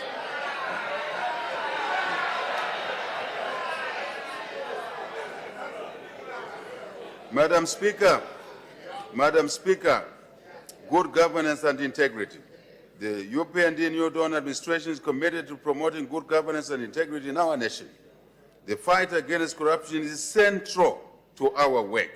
We are now able to prosecute corruption and economic crimes within 5 months due to the reforms that were made in the judicial area. This is a huge contrast to what used to happen, Madam Speaker, where some cases could take 20 years. 20 years. This is unacceptable, both to the accused and to the nation. This is unfair. Further, our Operation Asset Recovery initiative is yielding results, Madam Speaker. We have made the largest ever recovery of assets in the history of our nation. Real estate, vehicles, helicopters, as well as cash have been recovered. We are returning these assets to the true owners, the rightful owners, the citizens of Zambia. We are walking the talk, Madam Speaker. We have much more work to do, we acknowledge, ahead of us.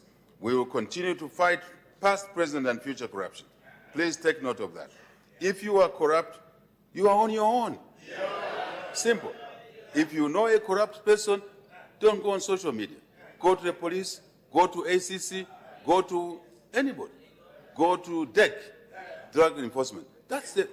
Your road must be going there, not on social media. Because social media sometimes becomes abusive. Just go and report. I'm one, Madam Speaker, even in my opposition days, I used to challenge people. You think I've stolen anything? Go to the police. And none went to the police. No. Someone went to the police and I won the case. There was nothing. We should not be afraid of this thing. And we should not create dark issues and dark corner conversations. This is open. These are our laws. These are our laws. We inherited these laws, all of us. We didn't create them, right? So we are all walking the talk, and we should do that. Leaders in this house must work together on this issue. We have much more work to do, as I said, going ahead. We will continue to fight, as I said, past, present, and future corruption. If you are corrupt, I repeat, you're on your own. It is immoral, Madam Speaker. It is immoral to support corrupt activities. Society must abhor corruption, stealing from the school children. And it's immoral even to support the people involved for whatever reason. It says, show me your friends, right? Then I will know, most likely, who you are. Let's walk away from supporting the corrupt. Let's work together to improve our corruption perception index.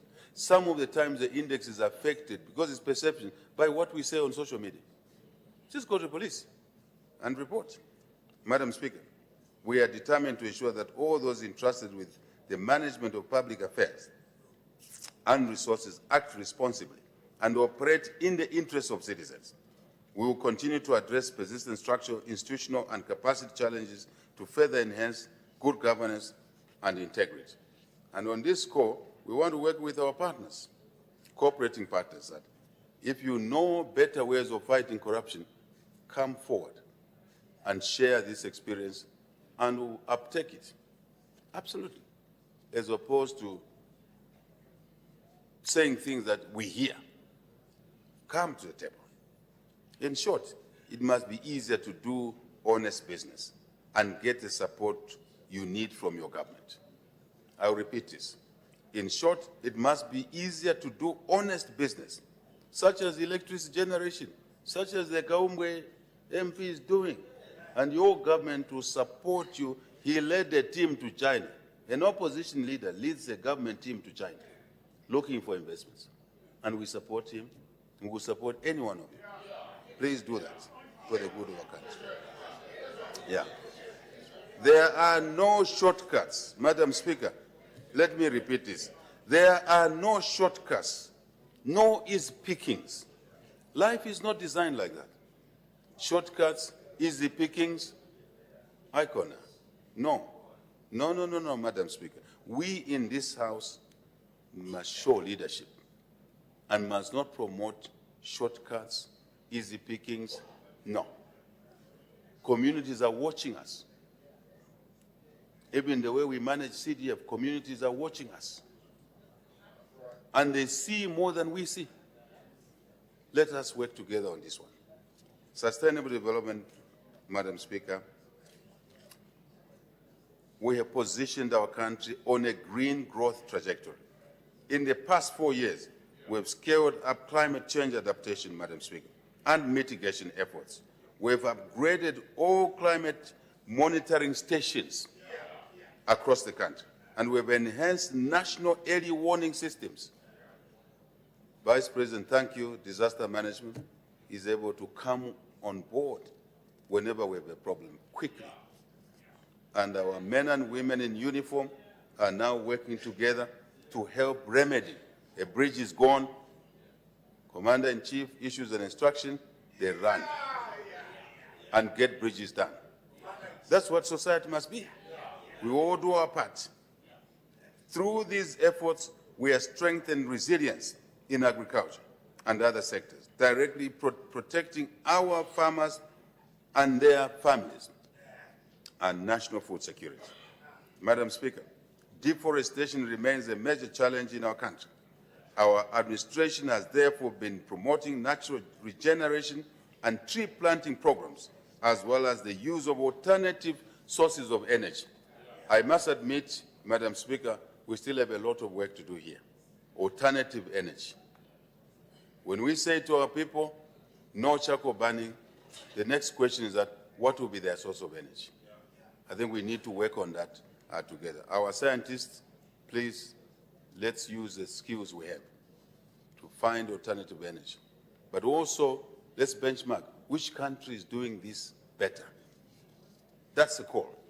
That's the call. We are all promoting, we should all be promoting sustainable utilization and protection of natural resources, such as the wildlife. We need our children to know what a buffalo is 50 years from now, and they can see it. Kudu, all of that. Bats, Kasanka, I'm sure those colleagues from there know what I'm talking about. And so these endowments can bring us a lot of money through tourism. See what countries with less endowments than us are doing and bringing in tourism. We need to do more together. Our rivers are important. Our wetlands are important. Very, very important. A source of livelihoods. Furthermore, the number of hectares of forest, Madam Speaker, forest land placed under community care and management has more than doubled, from 4.1 million hectares in 2022 to 10.4 million in 2025. And involving communities is the way to go, so that the communities can provide the protection and the support. Madam Speaker, we call upon our traditional leaders and civic leaders, the church, civil society, and our communities overall to work with the government, their government. Madam Speaker, there are times people are here, people say, this government, that government. It's your government. You elected it. It's your government.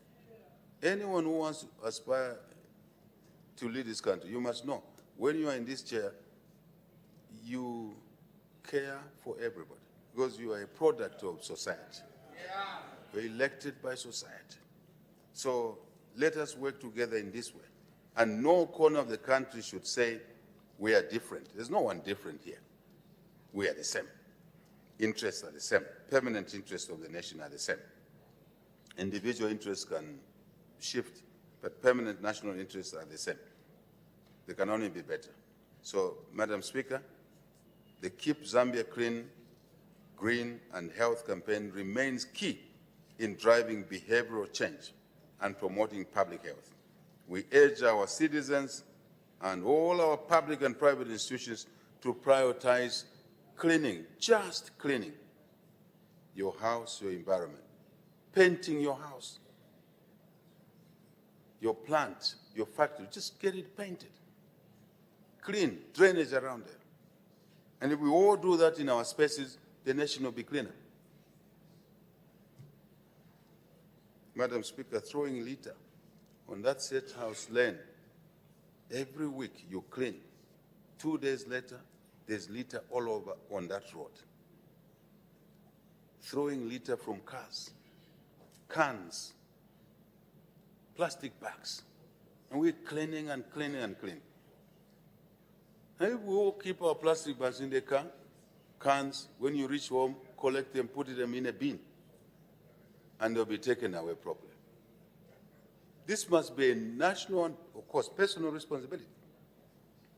Madam Speaker, I'm not sure if you need to look at legislation around this issue. But compliance is the problem. Compliance is the problem. Local authorities, ministers of local government, we need to do more in this area. There's just a problem there. So let's work together, colleagues. We should respect the adage, prevention is better than cure. We keep our environment clean, surroundings clean, we'll be healthier. We'll be healthier. Madam Speaker, the increased investment in mining has come with its own challenges. I want to admit, it has brought new jobs and opportunities, yes, but we also have seen more or some negative impact on local communities and the environment. Our government is strengthening the regulatory framework to promote safe mining, secure, legal, structured, sustainable mining practices to avoid the needless loss of life. And all of us in this House must not misunderstand opportunity to mean risking lives of our children to go down there without properly planned mines, small, large, micro. There's no father or mother who sends their child in a pit knowing that they may not return. Then you're not a true mother or father. There's something wrong with you. So let's work together in this area. There's no need to lose lives as we seek income. We're also destroying the biodiversity, throwing mercury into our river systems. That cannot be allowed. We need the same water for irrigation. We need the same water for human consumption. So we shouldn't go the direction other countries have gone. We should not go there. Then that would be responsible. We must ensure that the extraction of our natural resources does not become a source of insecurity and instability in our country. Mufumwe Kikonge is one area where there was even a gun market there. Rival gun markets run by non-Zambians. We had to take the action we took. Conflict in countries around us started just like that.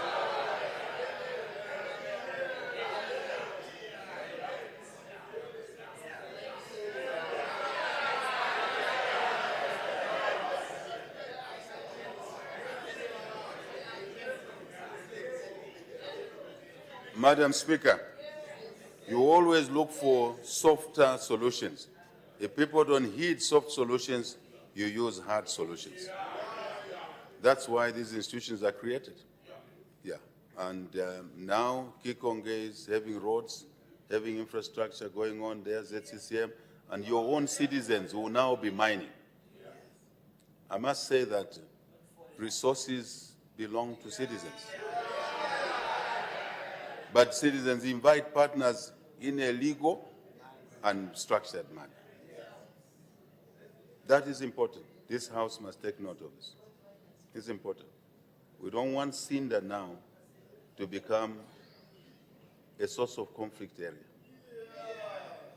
We want a proper phosphate mine there. And for my colleague from Sinda, we've also negotiated that we'll process the phosphate in Sinda. And mark my words, we will have over 5,000 to 10,000 jobs in Sinda. It will be a different place from what you knew. But insecurity is not part of the menu. Madam Speaker, insecurity is not part of the menu. That is out, and we must work together here. Short-term interest can damage long-term prospects. Madam Speaker, sustainable development occurs when peace and hard work are rewarded by prosperity, not shortcuts. The kwacha, Madam Speaker, has been one of the best performing currencies in the world, not in SADC or in Africa, but in the world. Numbers don't lie. Just click, you see the numbers will come out. Go to the internet. So we don't have to argue about these things, colleagues, right? So Minister of Finance, thank you very much. Thank you very much. But I've always told the Minister of Finance, he's only the keeper of things. These benefits are coming from mines, from agriculture, from tourism, from digital, from technology. That's where they're coming from. But recorded at finance. So we thank everybody, all of you, including this House, for passing progressive laws. Madam Speaker, inflation, which was standing at 23% not long ago, is now single digit, slightly ahead of schedule, based on the plans. Ahead of schedule. And this minister will tell you that if we don't loosen up in the next 30 or so days, maximum 40, 50, we will now achieve the range, the inflation range of 6 to 8%. This is dramatic. It has a huge impact on the cost of doing business. I'm sure you saw the Bank of Zambia lowering the monetary policy rate. For many of you, please don't worry about the word and tongue twisting. It simply means wholesale interest rate to commercial banks, and commercial banks now must lower the rates because they borrow at a lower rate. Very simple. And this has a positive impact on the overall economic situation.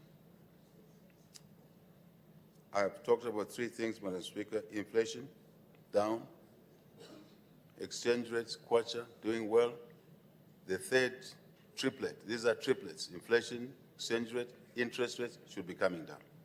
Normally the triplets, amongst the triplets, interest rates comes last. So that's what's happening. It should come through. Madam Speaker, these are interesting times. These are not times we should waste. We should utilize this convergence positively. So, I must say, Madam Speaker, our economic fundamentals are getting better with a clear, what we call positive alignment.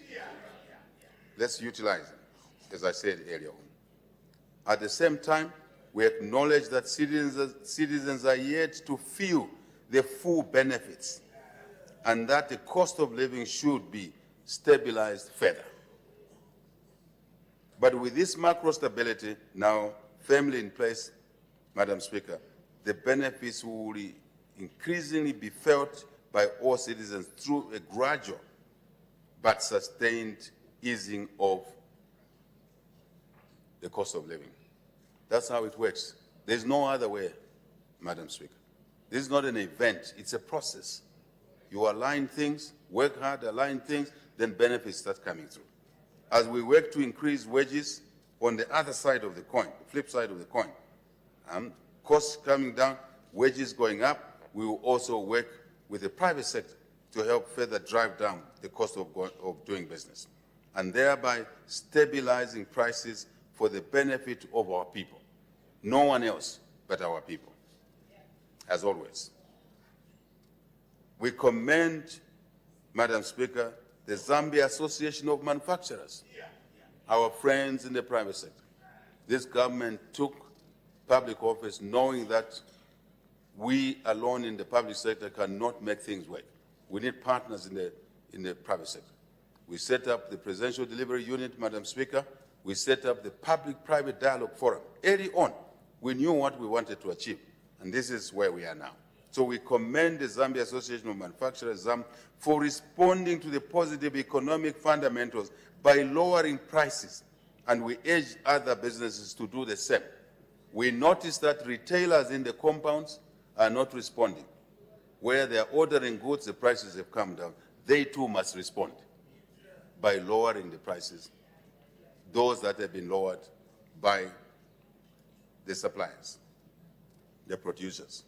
Madam Speaker, in conclusion, national values and principles are embodiment of who we are as a people. Our national character and policy choices are firmly anchored on these values and principles. They are not isolated. They are the bedrock. They are the fundamental framework that we work within.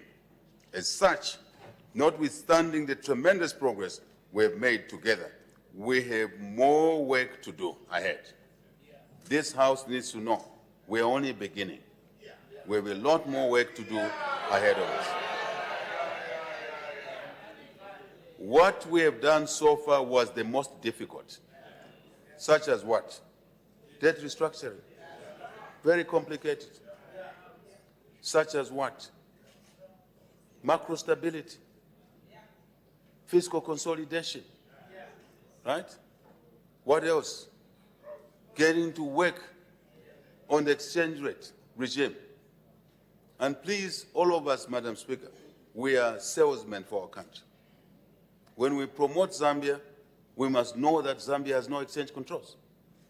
I was at the mining endeavor 2 weeks ago, and I challenged the full House. I was giving the keynote speech, and at the end I said, Zambia is ahead of others in the business operating environment. I said I want one hand in this hall where they live in a country where there are no exchange controls. On this continent, there was not a single hand. Let's sell this asset. Let's promote this country. All of us. Doesn't matter whether you are opposition, independent, or what. Country first. Country first. Madam Speaker. Yeah. Country first. Madam Speaker, I want to say again, notwithstanding the tremendous progress we have made, together, not us alone, but together, we have more work to do ahead of us. And let's not derail this trajectory because of personal interest, party interest, other isms.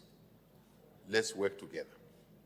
We all have a duty to turn our national values and principles into action from a place of love, deep care for our people, and the nation's well-being at all times. Madam Speaker, this year, on Thursday, 13th August 2026, this year, the country will be holding general elections. We ask every Zambian to rise to the highest standards of patriotism, integrity, and peaceful coexistence before, during, and after elections. As citizens, we must reject all forms of violence. All forms of violence. We must all say no to hate speech. No one should hide in a foreign country and push hate speech on our social platforms. Lies. Creating an environment which we are cleaning up for investment and making investors think that there is trouble in Zambia, there is fire all over. We are working on it. Slowly, we are working on it. Slowly, but sure. Slowly, but sure. Because our country's interest comes first. You can't have personal interest perched somewhere outside of our jurisdiction. You are sending falsehoods and allowing our children to consume hate messages. It is not right. We must all work together on this issue. And some of these colleagues are known to us. Let's just tell them, Tekanya first. Tekanya first. Madam Speaker, I'm only saying, slow down, let's be responsible. Let's be responsible. This country, our beloved country, is more important than anything. That's all we have, this country. That's all we have. So, as we ask every Zambian to rise to the high standard of patriotism, integrity, and peaceful coexistence before, during, and after elections, we are asking for personal commitment to this issue. Elections are a democratic process, but ultimately, we want the country to remain stable, secure, so we can focus on development. We may be unhappy about one or two things. Let's deal with those issues. Let's not destroy the country. As citizens, we must reject all forms of violence. We must all say no to hate speech. We all must abhor cyber crimes. We must reject divisive politics. Divisive politics. These vices have absolutely no place in our society. We therefore call upon all political actors, once again, all candidates and supporters of these candidates, the civil society, the church, the board of Christ, where we should all go for counseling. Our traditional leaders, my friends, the students, our friends, the students, the youth, our friends, the youth, our children, the media, all citizens, to demonstrate the highest level of restraint, respect, and responsibility as we head towards the polls. Madam Speaker, we call upon every citizen, Madam Speaker, to contribute towards the realization of greater national unity for development, unity for development. As we reiterate our commitment to delivery, to moving Zambia forward together, we have responsibilities. Yes, Yes. We call upon every citizen, Madam Speaker, to abide by our guiding principle. Once again, one Zambia, one nation, one people. I shall repeat that. One Zambia, one nation, one people.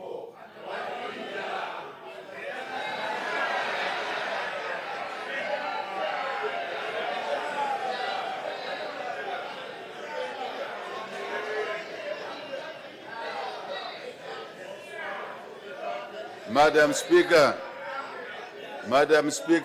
I want to say to your members, muimbe pesha yo.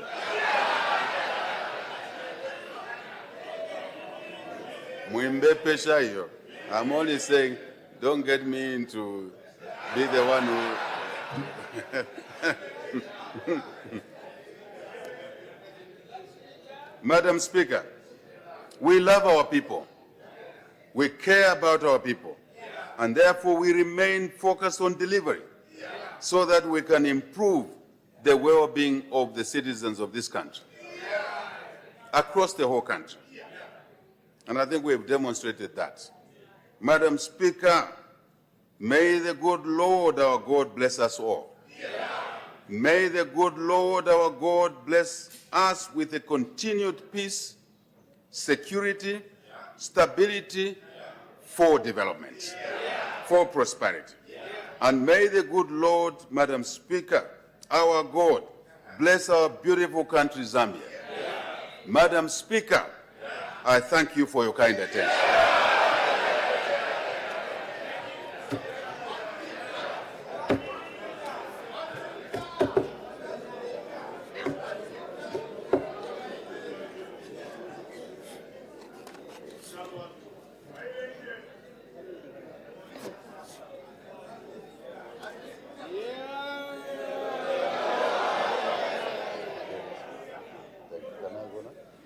Sit first.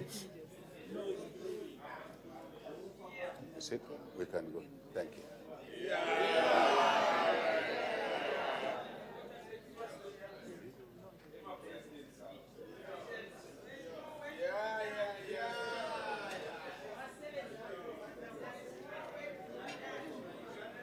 There you have it. That was the speech that has been delivered by Republican President Mr. HAKAINDE HICHILEMA on the progress made in the application of national values and principles. The Constitution under Article 8 outlines the national values and principles as morality and ethics, patriotism and national unity, democracy and constitutionalism, human dignity, equity, social justice, equality and non-discrimination, good governance and integrity, and sustainable development.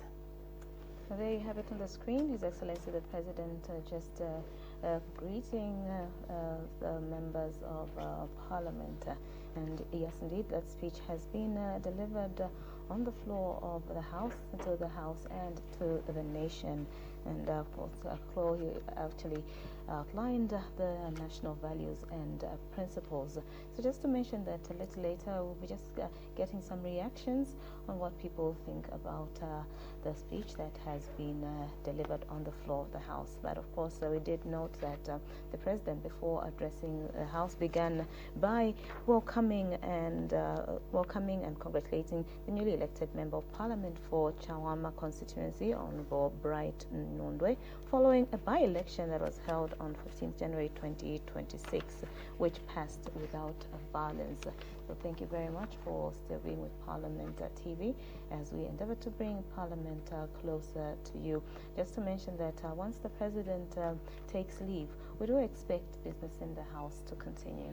Absolutely. In his address, opening address, the President also did thank citizens across the country for making valuable submissions to the Mushawati Constitutional Technical Committee. The President did commend the House for successfully passing the bill, that's Bill 7. He did say that women, youths and persons with disabilities will be guaranteed representation at all levels of governance system for the first time in the country's history. One of the things that he also talked about was that his administration actually remains firm on preserving freedom of assembly and association, saying that there can be no development without peace. There can be no development without peace, and based on this, he did say that his administration remains firm on preserving freedom of assembly and association. And so the president almost taking leave, this time around interacting with members of parliament on the left side. And like earlier mentioned, immediately after this business will resume, and then after that we'll get reactions from members of parliament and some invited guests regarding the speech that has just been delivered by the president. And there you have it, the president conversing with the newly elected member of parliament for Chawama constituency, that's Mr. Bright Nundwe.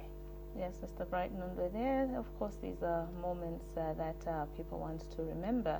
When I just went back to Parliament, the President, after his address, greeted me, a moment that I'm sure Mr. Nundwe will remember. And there we have it. A Member of Parliament there, Mr. Chala, of course, just shaking hands with His Excellency, the President. He always excites the Madam Speaker and members of Parliament regarding his dress code. He's always dressed in these, flamboyant, suits, and I'm sure his fellow members of Parliament were calling upon the President for him to just, shake his hand, and there he's also, shaking hands with that was the chair for the popular, the famous local government accounts, committee, and giving, hugs to members of the opposition, a good gesture, which, signifies unity that he's always talked about and that he talked about again in his speech. It doesn't matter which party you belong to. At the end of the day, we are all Zambians. It's one Zambia, one nation, and one people. Yes, one Zambia, one nation, one people. So there, the president, we see almost taking a leave, just waving. I'm sure that's the last goodbye. Yeah, taking leave now, and as we said early on, we do expect business on the floor of the House to continue. And remember, today business on the floor of the House did commence at 09 hours, and the only thing that happened was when Madam Speaker called upon the leader of government business in the House, honor the Vice President, to indicate the time at which the President would address the House. And that is the point that the leader of government business, the Vice President, it said that the President would address the House at 09:45 hours. And indeed that happened. But of course, as per tradition, parliamentary tradition, when a dignified guest or a very important person comes to Parliament, indeed they make their way to the Speaker's chamber, just to catch a breath and of course sign in the visitors book. So that did happen earlier on today. That was just before the President went into the chamber to address the House and the nation on the progress made in the application of national values and principles. There's a lot of excitement among members of Parliament today, Muta. Hugs with the President. Something that hasn't happened every day. Not at all. And this time around, I think it's more than what usually happens. And so the President saying goodbye to Madam Speaker, and just about now, business will resume right here on Parliament Television. We'll urge you to stay tuned as we continue to bring Parliament closer to you. Good morning.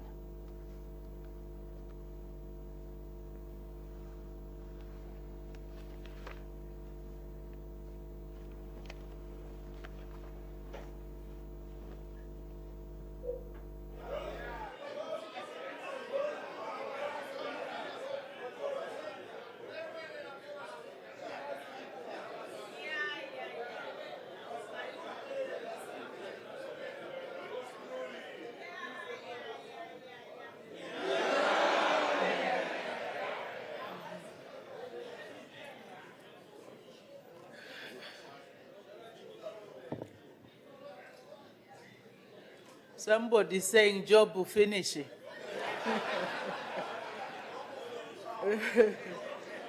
Business resumes. Her Honor, the Vice President.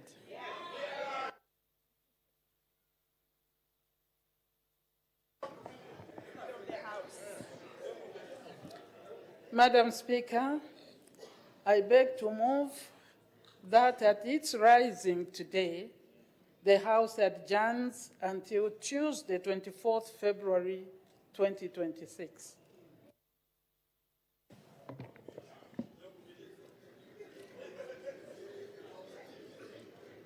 Order, honorable members. The question is that at its rising today, the House adjourns until Tuesday, 24th February 2026. Any debate? Her Honor, the Vice President.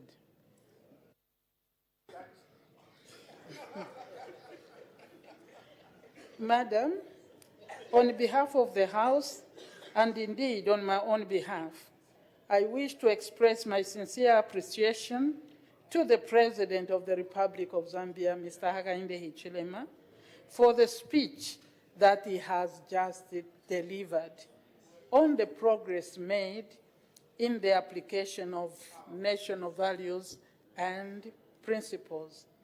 Madam Speaker, I have no doubt that the House will agree with me that the President has raised a number of important issues that require serious and careful analysis by all of us.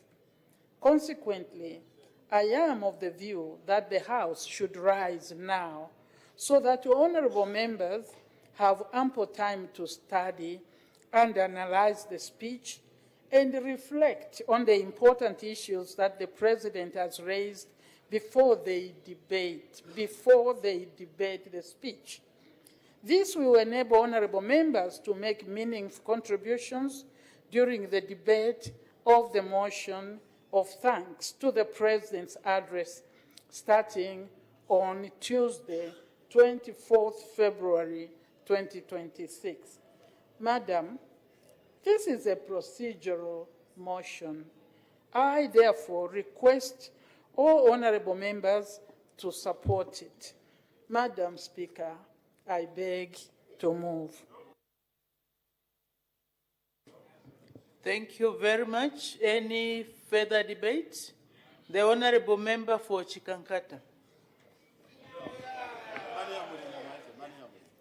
Madam Speaker, allow me to put on record my sincere gratitude for the opportunity accorded to me to support the motion moved by Her Honor the Vice President on the occasion of the special address to Parliament by the President, Mr. HAKAINDE HICHILEMA, on the progress made in the application of national values and principles. Madam Speaker, I fully support the motion by Her Honor the Vice President that the House adjourns now, in order to accord honorable members ample time to digest and critically analyze the speech, so that when we come back to the House next week, we will be fully prepared to debate the motion of thanks to the President's address. Madam Speaker, I thank you.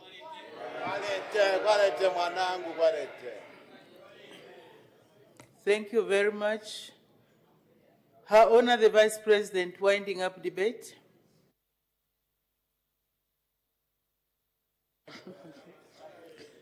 Madam Speaker, I am very grateful to the House for its unanimous support to this motion. I thank you, Madam.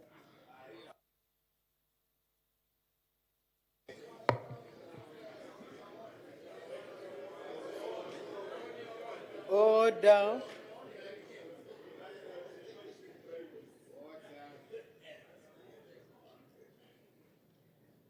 I put the question. The question is that at its rising today, the House adjourns until Tuesday, 24th February 2026. As many as are of that opinion say aye.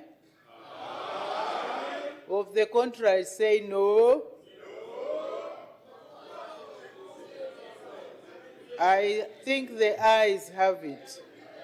The ayes have it. The question is resolved in the affirmative. Her Honor the Vice President, adjournment. Madam Speaker, I beg to move that the House now adjourns.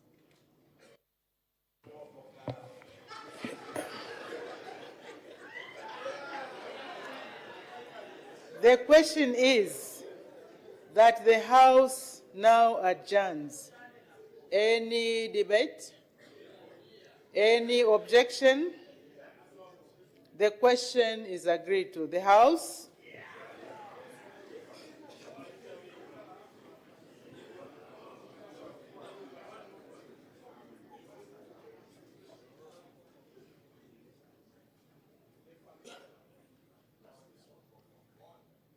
Is now adjourned.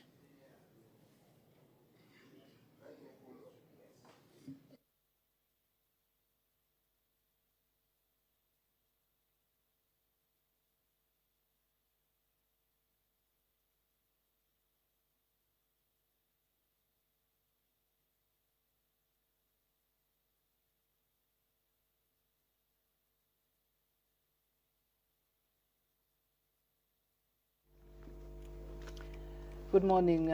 There you have it. The House has adjourned. Business will resume next week on Tuesday. And today, top on the agenda was the address by President HAKAINDE HICHILEMA on the progress made in the application of national values and principles. The Constitution under Article 8 outlines the national values and principles as morality and ethics, patriotism and national unity, democracy and constitutionalism, human dignity, equity, social justice, equality and non-discrimination, good governance and integrity, and sustainable development.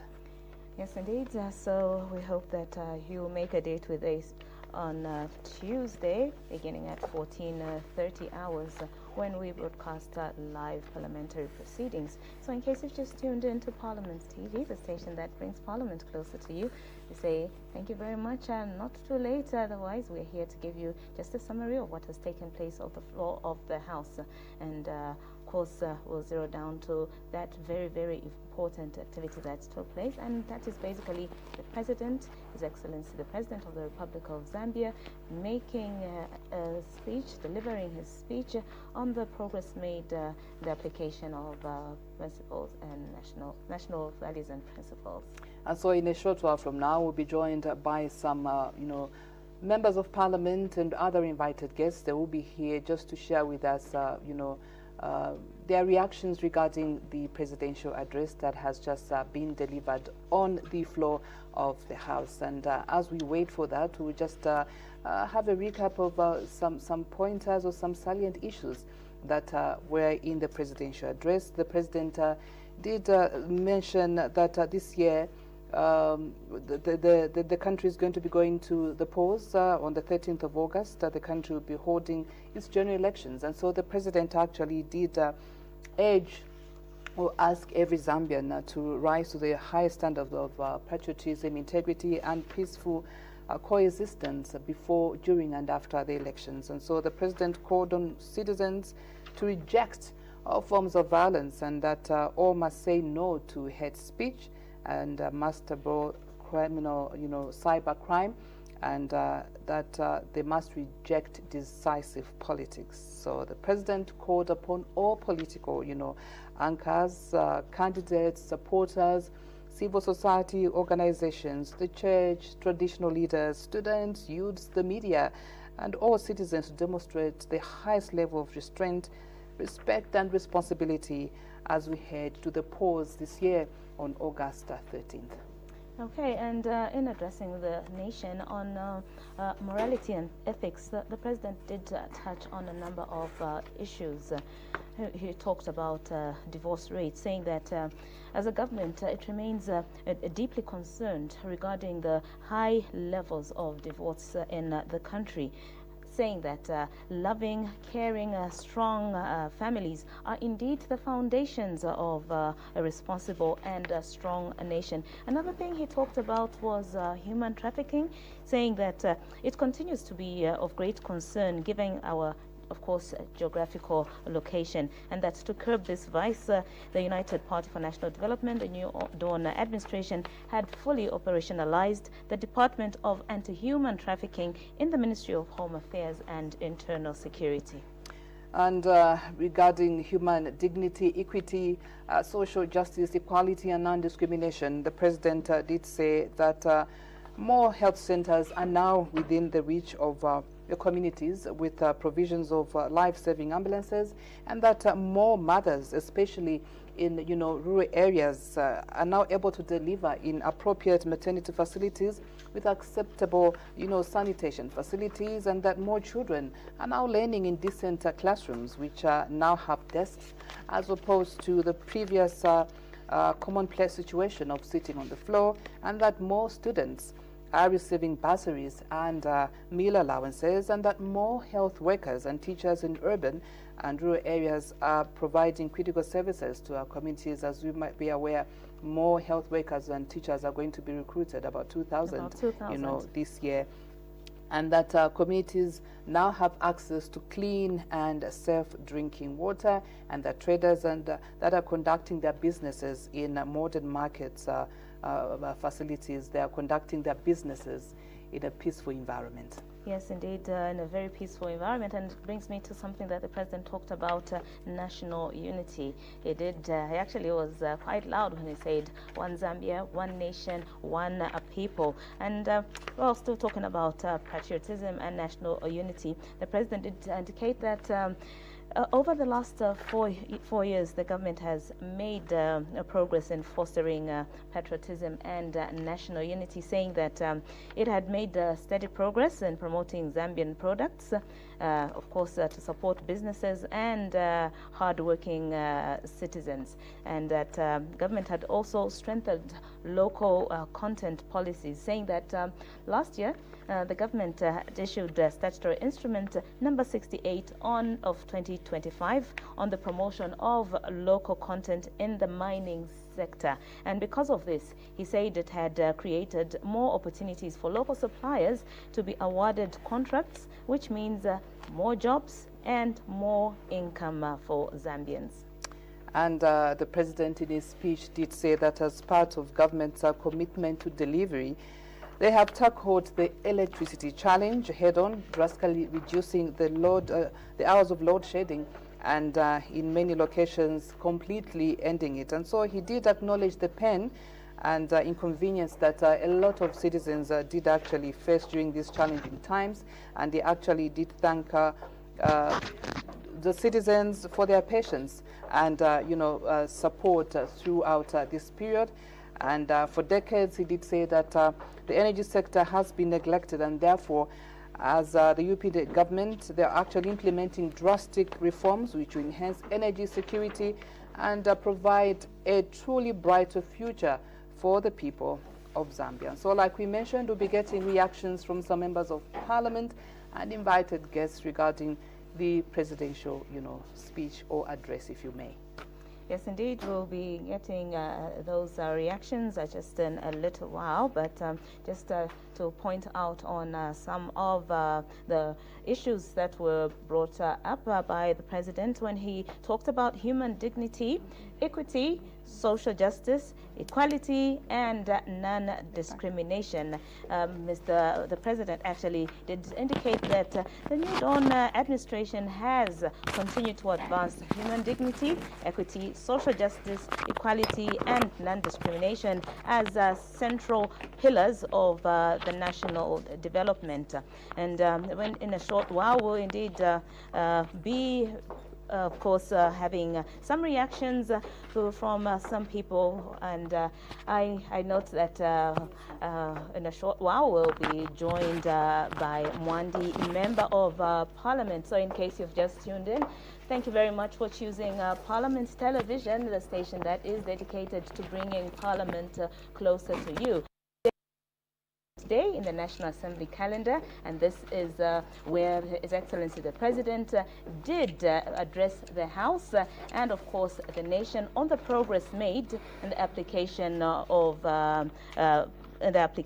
national values and principles. So I hope that you will be with us, continue being with us, and let's listen into what of course, people have to say. So here with me today, I have the Honorable Member for Mwandi, looking beautiful as always. Thank you for gracing our screens with your presence. Welcome. Thank you so very much for having me. Okay, so today we have listened to that speech, long awaited, and we know it happens once a year. The President gave a report that is just progress made on the application of national values and principles. What do you take? What's your take over that? Thank you so very much. Let me say it was indeed, again, an honor to have our President come and address us, or come and address the nation through Parliament. And one of the things that really caught my attention is, first of all, it's really rare that we find leaders that, admit to things that have not, that have not worked well. And in his speech, the President spoke about the challenges that we've had in the electricity sector, or the energy sector, and also what has been done just to make sure that we can progress from what it was. You've seen the reduced number of load shedding, the hours that we've had. Now we are enjoying electricity. So it's one of the things that I did take. And also the promise that, even coming next year, CDF is going to be increased further. I think that is something that is very, very important, especially for us that represent rural constituencies. CDF has done a tremendous job in our various constituencies, just making sure that we have maternity annexes, we have water, we are taking schools closer to the children, and also bursaries that have been given to our children, just to make sure they can have they can acquire skills. So it's to hear that there's a further commitment, just to making sure that CDF can also be increased further, is something that is really, really pleasing. Yes. And also, the President did speak about, social media, the abuse of social media. I think this has been an issue for our country, whereas it has actually deterred a lot of women into coming into political space because of a lot of cyberbullying that goes on out there. So we need to continuously work on, just to make sure that we continue to sensitize our people that they should not hide behind our phones to bully people, exactly, to bully the girls, and to we should use the phones and everything else that we have, our social media platforms, for the improvement of our country. Okay, thank you very much, Honorable, for gracing us with your presence, and indeed just letting us know on what you talk on some of the things that the President said as he delivered his speech to us. Thank you very much, and we'd like to appreciate for every time being here, just supporting Parliament TV. Thank you very much. Thank you so very much for having me. Okay, that was Mwandi Member of Parliament, Safolo, just indeed sharing with us the issues that she took out from that speech. And one of the things that she did actually point out is, she was actually impressed by, leaders being able to indeed admit when things are not going right. And one of the things that she said that touched her was when His Excellency the President did actually admit that, of course, things have not been easy. Things have not been easy during, the past year, where relating to energy. We had long hours of load shedding. And then another thing that she pointed out was, she was happy, the promise of CDF increase and social media abuse. Those are things that she touched on. So I have another guest with me here. That's Honorable Jeffrey Mlebwa. Good morning and welcome to Parliament TV. Good morning. Okay, thank you very much for being with us here. The President has indeed delivered that address. Yeah. What is your take home? Well, I must start by saying it was a brilliant speech, okay, because I think it covers a number of areas. Of course, it took us from where we began, the progress that we've made, and kind of gave us an idea of where we are going. Yeah. I think it was clear, it was refreshing to remind the nation that when we came in 2021, we had almost nothing to talk about on the CDF and so on. The CDF obviously is a clincher for all of us, so that will never remain in any MP's speech. But I think what I must say caught my attention above all is the continued fight against corruption, because what is obvious is for any nation to make progress, there must be a rule of law. And the rule of law demands that the law does not look at anybody's face, or no matter who they are. No one is above the law. No, nobody is above the law, and we've got to do things that are in tandem with the law.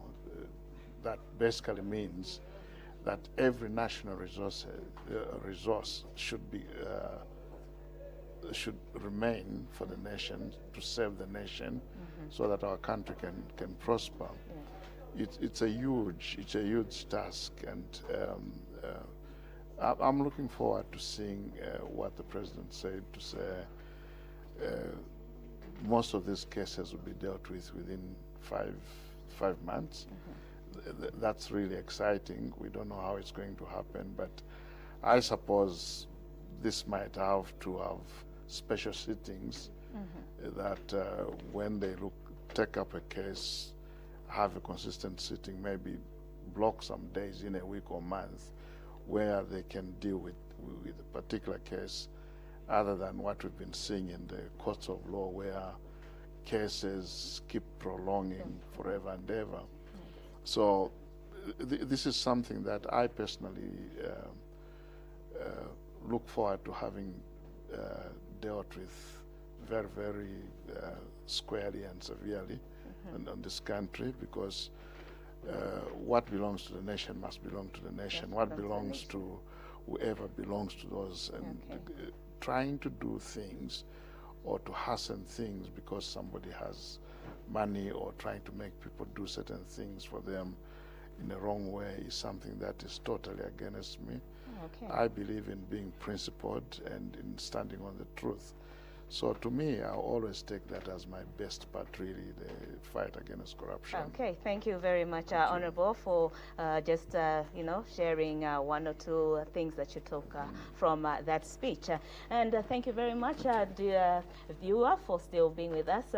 And those were some reaction from Honorable Jeffrey Mlewa. And he did indicate that one thing that he really talked about, that he picked, was the CDF, saying that the CDF is a clincher, and every member of parliament just wants to talk about the CDF. Another thing that he pointed out was the continued fight against corruption. That, he says, is something that he's passionate about, and he's looking forward to see how the government is going to actually continue this fight. So the next reaction we have is from Ron, Member of Parliament, Mr. Joel Chwe. Good morning, Honourable, and welcome to Parliament TV. Good morning, thank you. It's good to be here. It's good to always have you here. Thank you. We just heard that address delivered by His Excellency the President. What struck you? Thank you very much. To begin with, I want to appreciate the President for fulfilling the Constitution demand, for coming to Parliament and address the nation and Parliament at large. The President talked quite a number of issues, but I want to pick on what actually touched me most. And I'll begin by looking at what he started with, and that is morality and ethics. Okay. And he talked about the number of children that are actually getting pregnant as at now. If you look at the country at large, you realize that we agree with the President what he talked about in terms of morality. And that now goes back to us as members of Parliament to ensure that we help the President fight this scourge. There is a saying out there which is talking about the 2000s. Who have actually gone on rampage, engaging themselves in so many bad vices. The Gen Zs, they said, drinking. He talked about, alcohol abuse, drugs, and all those things. But again, on the other side, the President gave hope that all the children have got the rights to go back to school. He gave us the numbers, the statistics of the children that have actually gone back to school on free education. So as Ron Member of Parliament, I want to encourage the people, I want to encourage the youths of Ron constituents to take up this opportunity to go back to school instead of engaging themselves in these vices. And again, also the President talked about corruption. I think it's pleasing to realize that the President keeps reminding us about the bad vices of corruption. Corruption does not pay, it only benefits a few people. He is talking about the CDF, which was at 1.6. Today it's sitting at 40 point something million, and he's actually hinted that going forward, there is a likelihood that the CDF can be increased. I see the smile on your face. Oh yes, I'm telling you, CDF has actually done wonders in my constituency. He talked about the health facilities, he talked about the school infrastructure. All these things have been attained in my constituency because of CDF. Okay. Now, if you are talking about corruption, we don't fight the corruption, the past, the current, and the future. Then, unfortunately, we are not helping the government, the president, in realizing the monies that should go to CDF and eventually to the people in non-constituency. Okay. Thank you very much, Honorable, for always, finding time to be with us, just to share on your takeaways from whatever happens on the floor of the House, be during official opening of Parliament, or indeed a day like today. Thank you very much, sir. Thank you very much, Parliament TV. I hope we'll be together next year. We certainly will be together. Okay, so thank you very much, Honourable, for making, that appearance on Parliament TV to share with us his takeaways.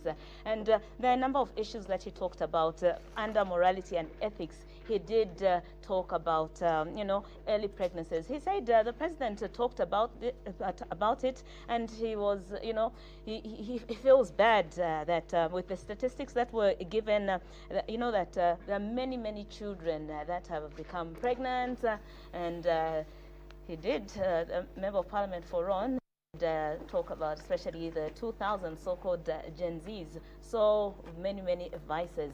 And of course, I'll hand you over to my colleague who's going to take in some more reactions. Stay tuned to Parliament TV as we continue to bring Parliament closer to you. Thank you very much, Mutan. So we're getting reactions from members of Parliament, some of them, and other invited guests regarding the presidential address that just took place a little while ago. The president was in the House and did give progress in the application of national values and principles. And so we're getting reactions from some members of Parliament. And just about now, we're going to be joined by Honorable Yotam Tachalo. He's Chairman of that Member of Parliament. Honorable, I'd like to welcome you to this very short interview. A myriad of issues that the president did, bring out. I know that you come from, a rural constituency, issues of, teenage pregnancy, alcohol abuse, the increase in social, kashfa, funds. Let me not preempt much. I would like to get your take regarding the presidential address. Yeah, thank you very much. On behalf of the people of Chama North, indeed, we want to appreciate the president coming to the House to highlight progress made in implementation of national values and principles. Yeah, indeed, I think the issue of teenage pregnancies, drug abuse, especially among the young people, is quite very worrying. As the president had rightly indicated that if you have got broken homes, families, then you have a broken country. So I think that is a source of major concern, and I think as members of Parliament and other leaders, I think we must be able to ensure that some of these vices are eradicated in our society.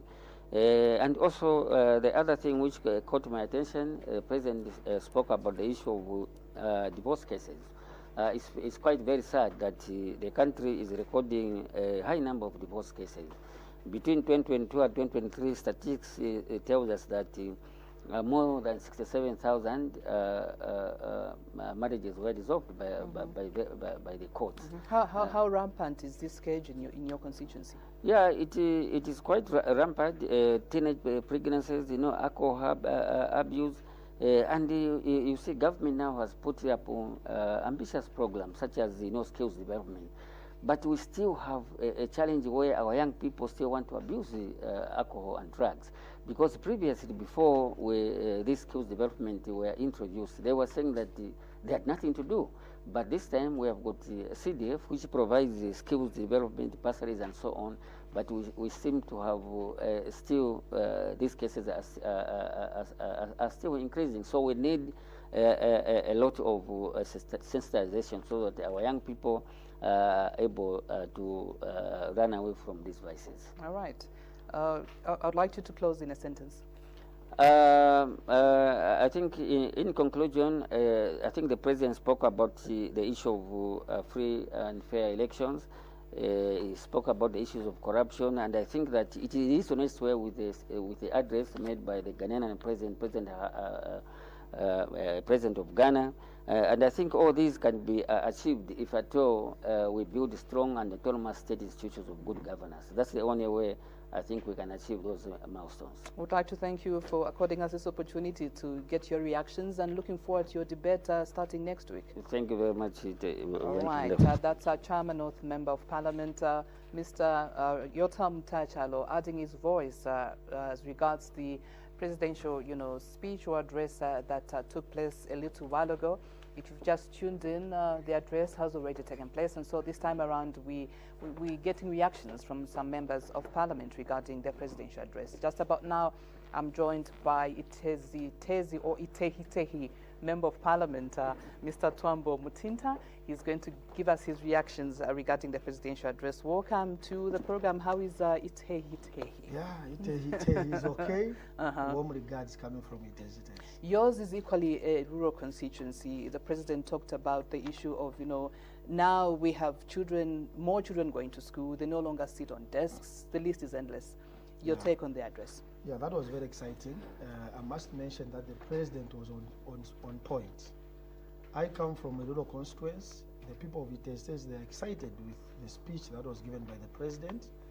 Just like the president did stress, the bigger part of his speech, he was demonstrating how a poor child from a constituency from Itehi has been given an opportunity by this government.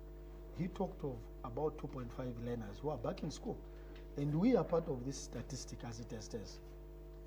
Itehi now is boasting of over 14,000 young people that were in the streets that have been put back to school as a result of the good policies that the president was able to demonstrate in his speech. But he went further to mention that this government is not only interested in providing education, but other services that are associated with education, so that we champion quality education. He demonstrated how this government is investing in school feeding programs. In my constituency, out of the 144 schools, over 88 schools are now on a school feeding program. What does this mean? More children going to school, reduced absenteeism. He went further to demonstrate how much water has gone into these rural areas, and we are part of that statistic. He went further to talk about the menstrual hygiene program. We've been crying about girls being disadvantaged, not having opportunity because of menstrual poverty. Over 1.7 learners, they've access now to menstrual services. So this is quite incredible, and the president is walking the talk. We who come from rural areas like Itehi, we are a living testimony of how a progressive government makes pronouncements, and it reflects on what deliverables it has made. I could also want to comment that one thing which was also touching was the president's reminder to the young people that we need to use social media constructively. You know that the majority of young people on social media, he demonstrated how social media can be used constructively, but he also bemoaned how there's abuse of social media. I think that was a clarion call to the young people, and myself coming from the caucus on youths, it's something that I would also want to emphasize. And the president also touched on his intentions to expand CDF. We cannot doubt this. He's continued expanding CDF for so many years. We are now boasting of about 40 million. Rural transformation, constituency like it says with delimitation, they are now going to have enough basic services, water, schools, meeting the needs of quality education. And I think Zambia in the next 5 years, I don't think it shall be the same. Most of the things that the president is envisioning, the things that the president has put up as policy, they are being translated into reality. So this was quite touching, and he concluded, perhaps in my own reflection, he called for peaceful elections, free and fair elections. We are preparing for 2026. We are more than ready. The people of Itehi, they have also told me that they are ready to give the president, because the things he talks about, they are the things that are happening in reality.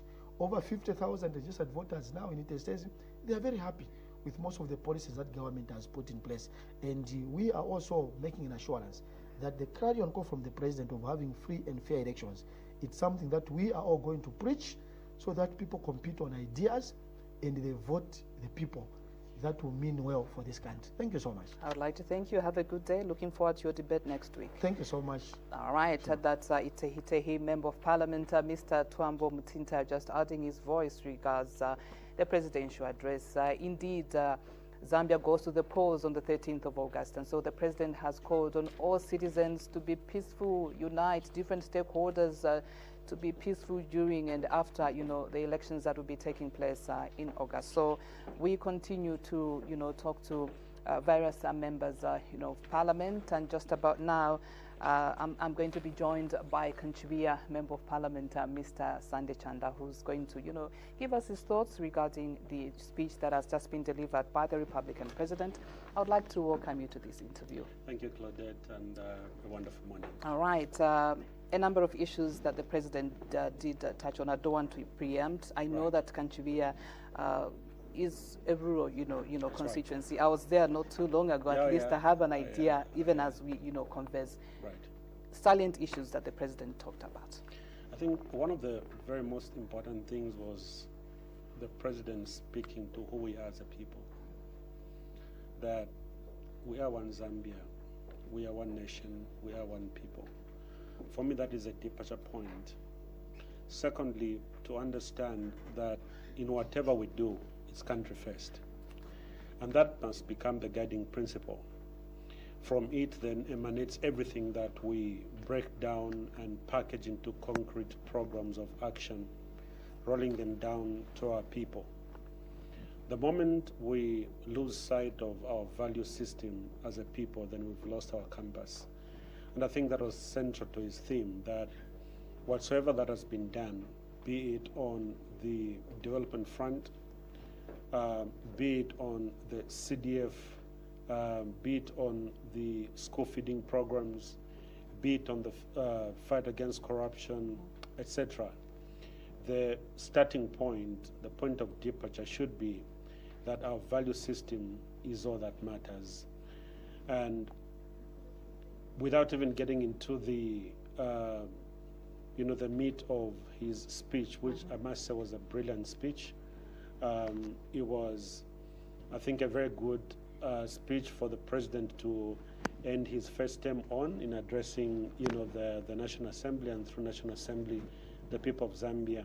Very objective speech, and I think a speech that was calling the two sides of the house, the right and the left, to embrace each other. There are a lot of hugs today. Oh yes, and there were lots of hugs and a lot of love in the air, which was brilliant. And I think that is who we are as a people, that politics must not separate us. As a matter of fact, politics must allow us to celebrate our diversity, that we can look at different issues differently, we can hold different political views, but at the end of the day, we must come together and celebrate who we are as Zambian people. I know for a fact that you'll be contributing, the next 2 weeks regarding the speech. I'd like you to end with a sentence as you go away. For me, I think what is very important again is a reminder, which must be a constant reminder, a daily reminder, that we are Zambians before we are anything else. A member of parliament today, courtesy of the people of Kanchivia, but even before a member of parliament, I'm a Zambian. We are who we are today. Even before we look at ourselves as the 73 tribes, we must look at ourselves as sum total of everyone who's in Zambia. And so when we come into this house, or when we walk the streets of this great nation, one thing that must be a constant reminder is that we are Zambians first before anything else. All right. Would like to thank you for your time. Thank you so much, Claudette. And all the best. That's Mr. Sande Chanda, Kanchivia, Member of Parliament, giving us his reactions regarding the presidential address, calling on us to, to remain united. After all, we are one Zambia, we are one nation. It doesn't matter which political party you belong to. At the end of the day, we are one. And so we continue to interact with some members of parliament here at the National Assembly. The president is just from, addressing the nation and the House on the progress made in the application of national values and principles. And just about now, I'm being joined by Honorable Emmanuel Banda, who's Muchinga, member of parliament, would like to get his thoughts as well regarding the address by the president. Welcome you to this interview, and we go straight to, what your reactions are regarding the address by the President. Yeah, first let me clarify that when you mention Muchinga, there is also Muchinga province. Absolutely. So always mention Muchinga constituency in Serenge district of Central Province. Absolutely. So the people knows where this Muchinga is, yes. My thoughts on the presidential address, maybe just to pick on 2 or 3 things. Yeah, the first thing is on free education. You know, free education has really brought a lot of change and a lot of advantages. Now we don't have pupils running around in villages like us who represent rural constituencies. Yeah, simply because even those that were not able to pay have now gone back to school. And most of the things are being done. So if you look at the bursaries, secondary school bursaries, I remember in our times when we would carry books behind our bags in small plastic bags. Now that is not happening because CDF is paying almost for everything. You know, a boarding school, maybe a person just pays 1,000 kwacha like Chizongwe, which wouldn't have been the case without free education. So that is part of the free education that we are talking about, where, you know, people go to school just free. The government does everything. Give us a picture of, you know, your constituency. Is this what is obtaining on the ground? And do we have now, we no longer have people sitting on the floor? No, we don't have any. All the schools have received desks. Okay. All the schools have got desks now. Even if you go in the remotest part, you'll never find a pupil sitting on the floor, because CDF has really changed the, you know, the outlook. Yeah. I was just referring to those that are doing secondary schools, like we have got Mairo boarding school, where CDF is paying for those that, because unless those who doesn't want to go through CDF, because they are still there, but those who cannot afford, CDF is paying for them. And again, if you talk of the skills, you know, trainings that this government has provided, which the President talked about, yeah, this came to look at those, our children who were maybe school leavers, but without good qualifications to go and do things like nursing, teaching. You know, they were just starting drinking beer, but this time they are being taken to skills trainings where they are learning about, you know, driving, you know, operations of these earth-moving equipment. And with the coming up of yellow machines in councils, they easily get jobs once they are trained. So all these things, the President spoke about them. And the last thing I would want to touch on is the issue of, you know, freedom. Indeed, we have seen a number of by-elections where we have not seen people fighting or killing each other like it used to be in the past days. So really, on that one, also the President touched on, and it has really changed. And we really see with our eyes, if what was the by-election that was in Chawama, if it was in those days, there would have been a lot of, you know, bloodshed. Yes, so I think I would just mention on this, but I've got a number of things I can talk about. Of course, time is not on my side. But you have more time in the House starting next week. Yes, so when we start debating, much will be said. All right, yes. Mr. Banda, I would like to thank you very much for making an appearance on our program. No, thank you so much. All right, there you have it, Mr. Banda of, you know, Muchinga, and he had to emphasize that it's actually, you know, NJ. Serenge district of Central Province. And we are also pushing for education. All right, and so we continue to get reactions from members, you know, of Parliament, and I'm going to be handing you over to my colleague Lifelile Semate, who's going to continue to interact with some members of Parliament as we get reactions regarding the presidential address that took place a little while ago. Muta. Thank you very much, Claudette, and of course, just listening into those many takeaways from members of Parliament, the speech on the speech that was delivered by His Excellency the President on the progress made in the application of national values and principles.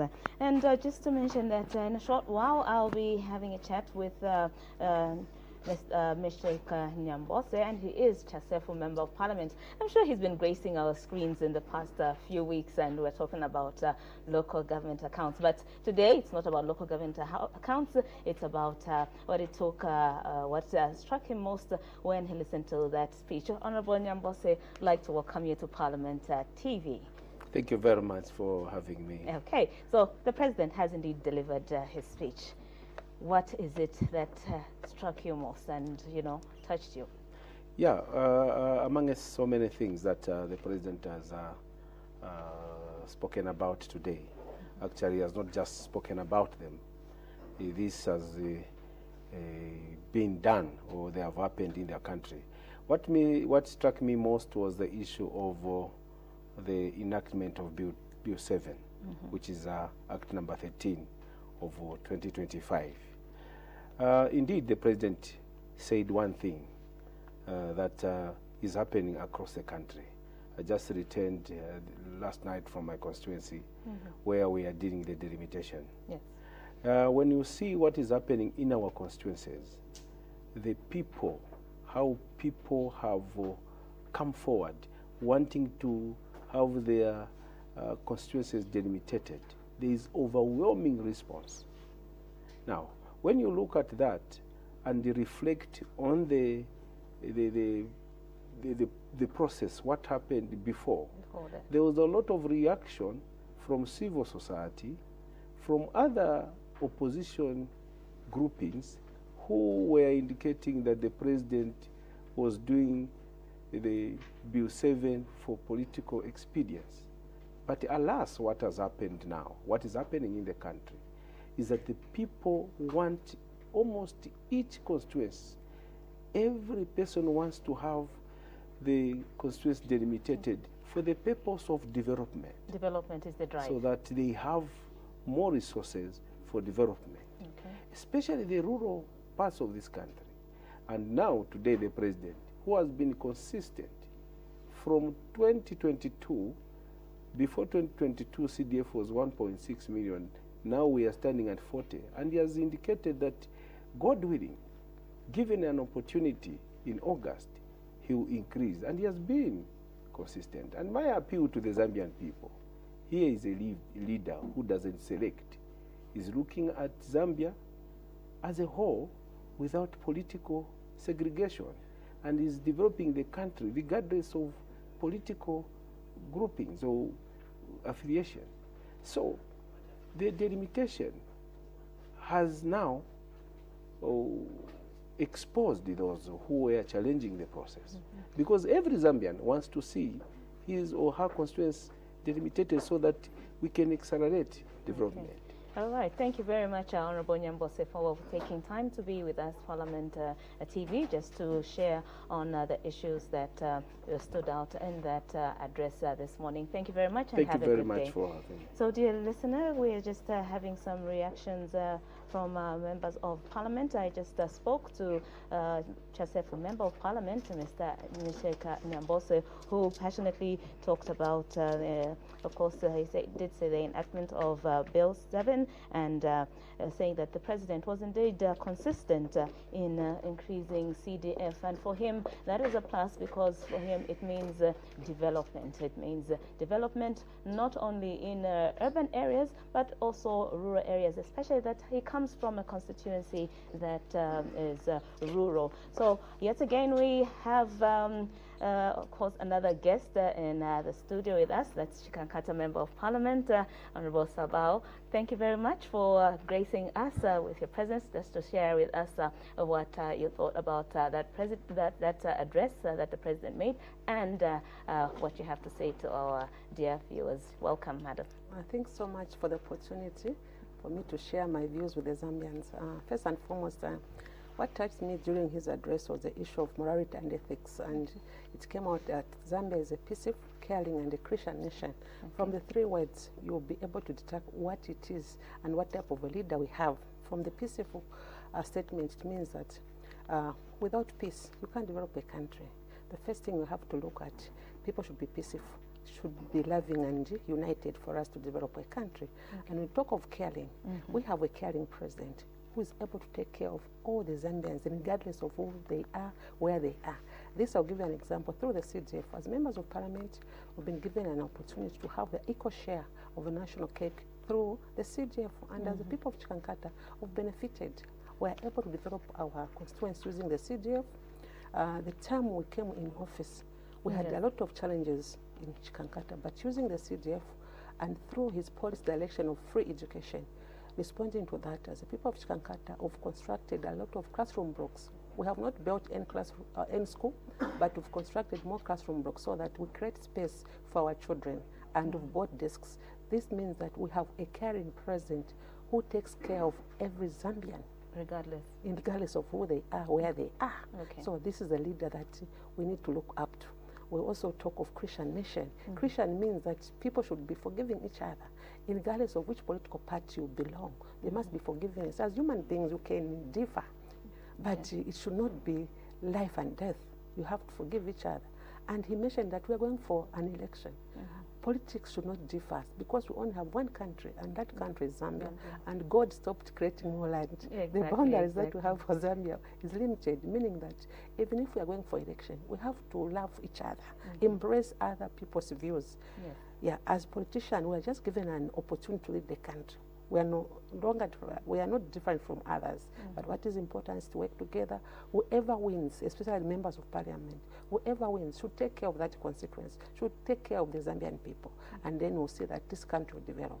Okay, yeah. I'm sure you're glad because the president time and again always says education is an equalizer, and for you, you are seeing that in your constituency. You're just saying that you've constructed more classrooms, which is a plus, meaning more children are going to go to school.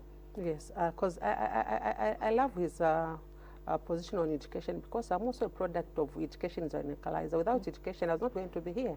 So I should support our children out there to also have the education so that come tomorrow, they will be able to take care of the leadership of this country through our efforts. Okay, thank you very much, Madam Sabao, for making an appearance on Parliament TV and sharing with us, you know, the issues that really touched you from the address that the President did deliver to the House and indeed the nation. Thank you very much. Have a lovely day. You're welcome. Okay. Thank you. Thank you very much, dear listeners. Still listening to Parliament Television, still watching Parliament Television, and earlier on, just now, we just had, you know, a talk with Chikankata Member of Parliament, Ms. Jacqueline Sabao, and this time around, we're about to, you know, just have, you know, a chat with the Permanent Secretary, Cabinet Office, Mr. Kennedy Kalunga, and we just hope that you continue being with us, just listening into Mr. Kalunga. Thank you very much for coming to Parliament TV.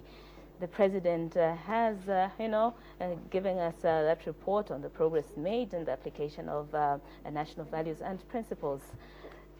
It was a good speech, not so long, not so short, but enough to give us enough information. What struck you most from that? Thank you very much. And also I'm grateful that I'm here to speak on, to give a few remarks on the reaction of what the Republican President, Mr. HAKAINDE HICHILEMA, speech, what he said. What struck me most is the performance of the learners at grade 12. It has symbolized that the employment of teachers has contributed to the pass rate of having quality result of our learners at grade 12, grade 9, because the government has really employed more teachers, and now the pupil-teacher ratio has improved, whereby now the impact has shown that if you have good teachers, a number of teachers, the learners will perform better, which was very, very good. Okay. And also, what struck me most was the performance of our economy, that now our country is performing well, which has translated into the kwacha appreciating against other foreign currencies. We can cite the dollar, which today, as we speak, it should be $1 to about 18 kwacha plus, which is quite commendable.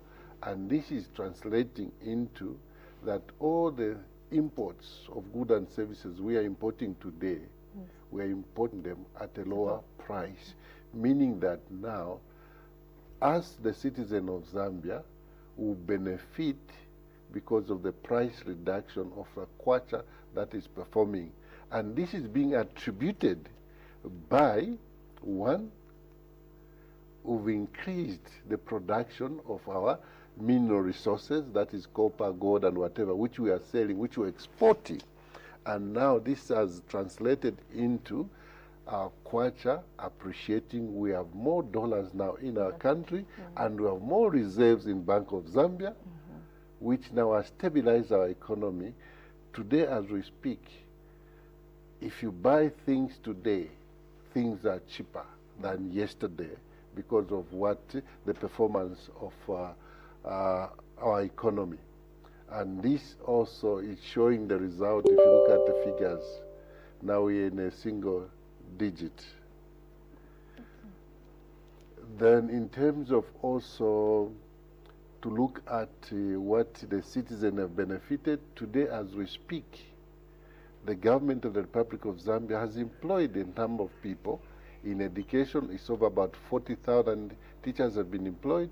On health, also about 18,000 personnel have employed since the New Dawn government taking over government. It is showing that the government is caring, is creating an environment where now it's employing also the local Zambian. Yes.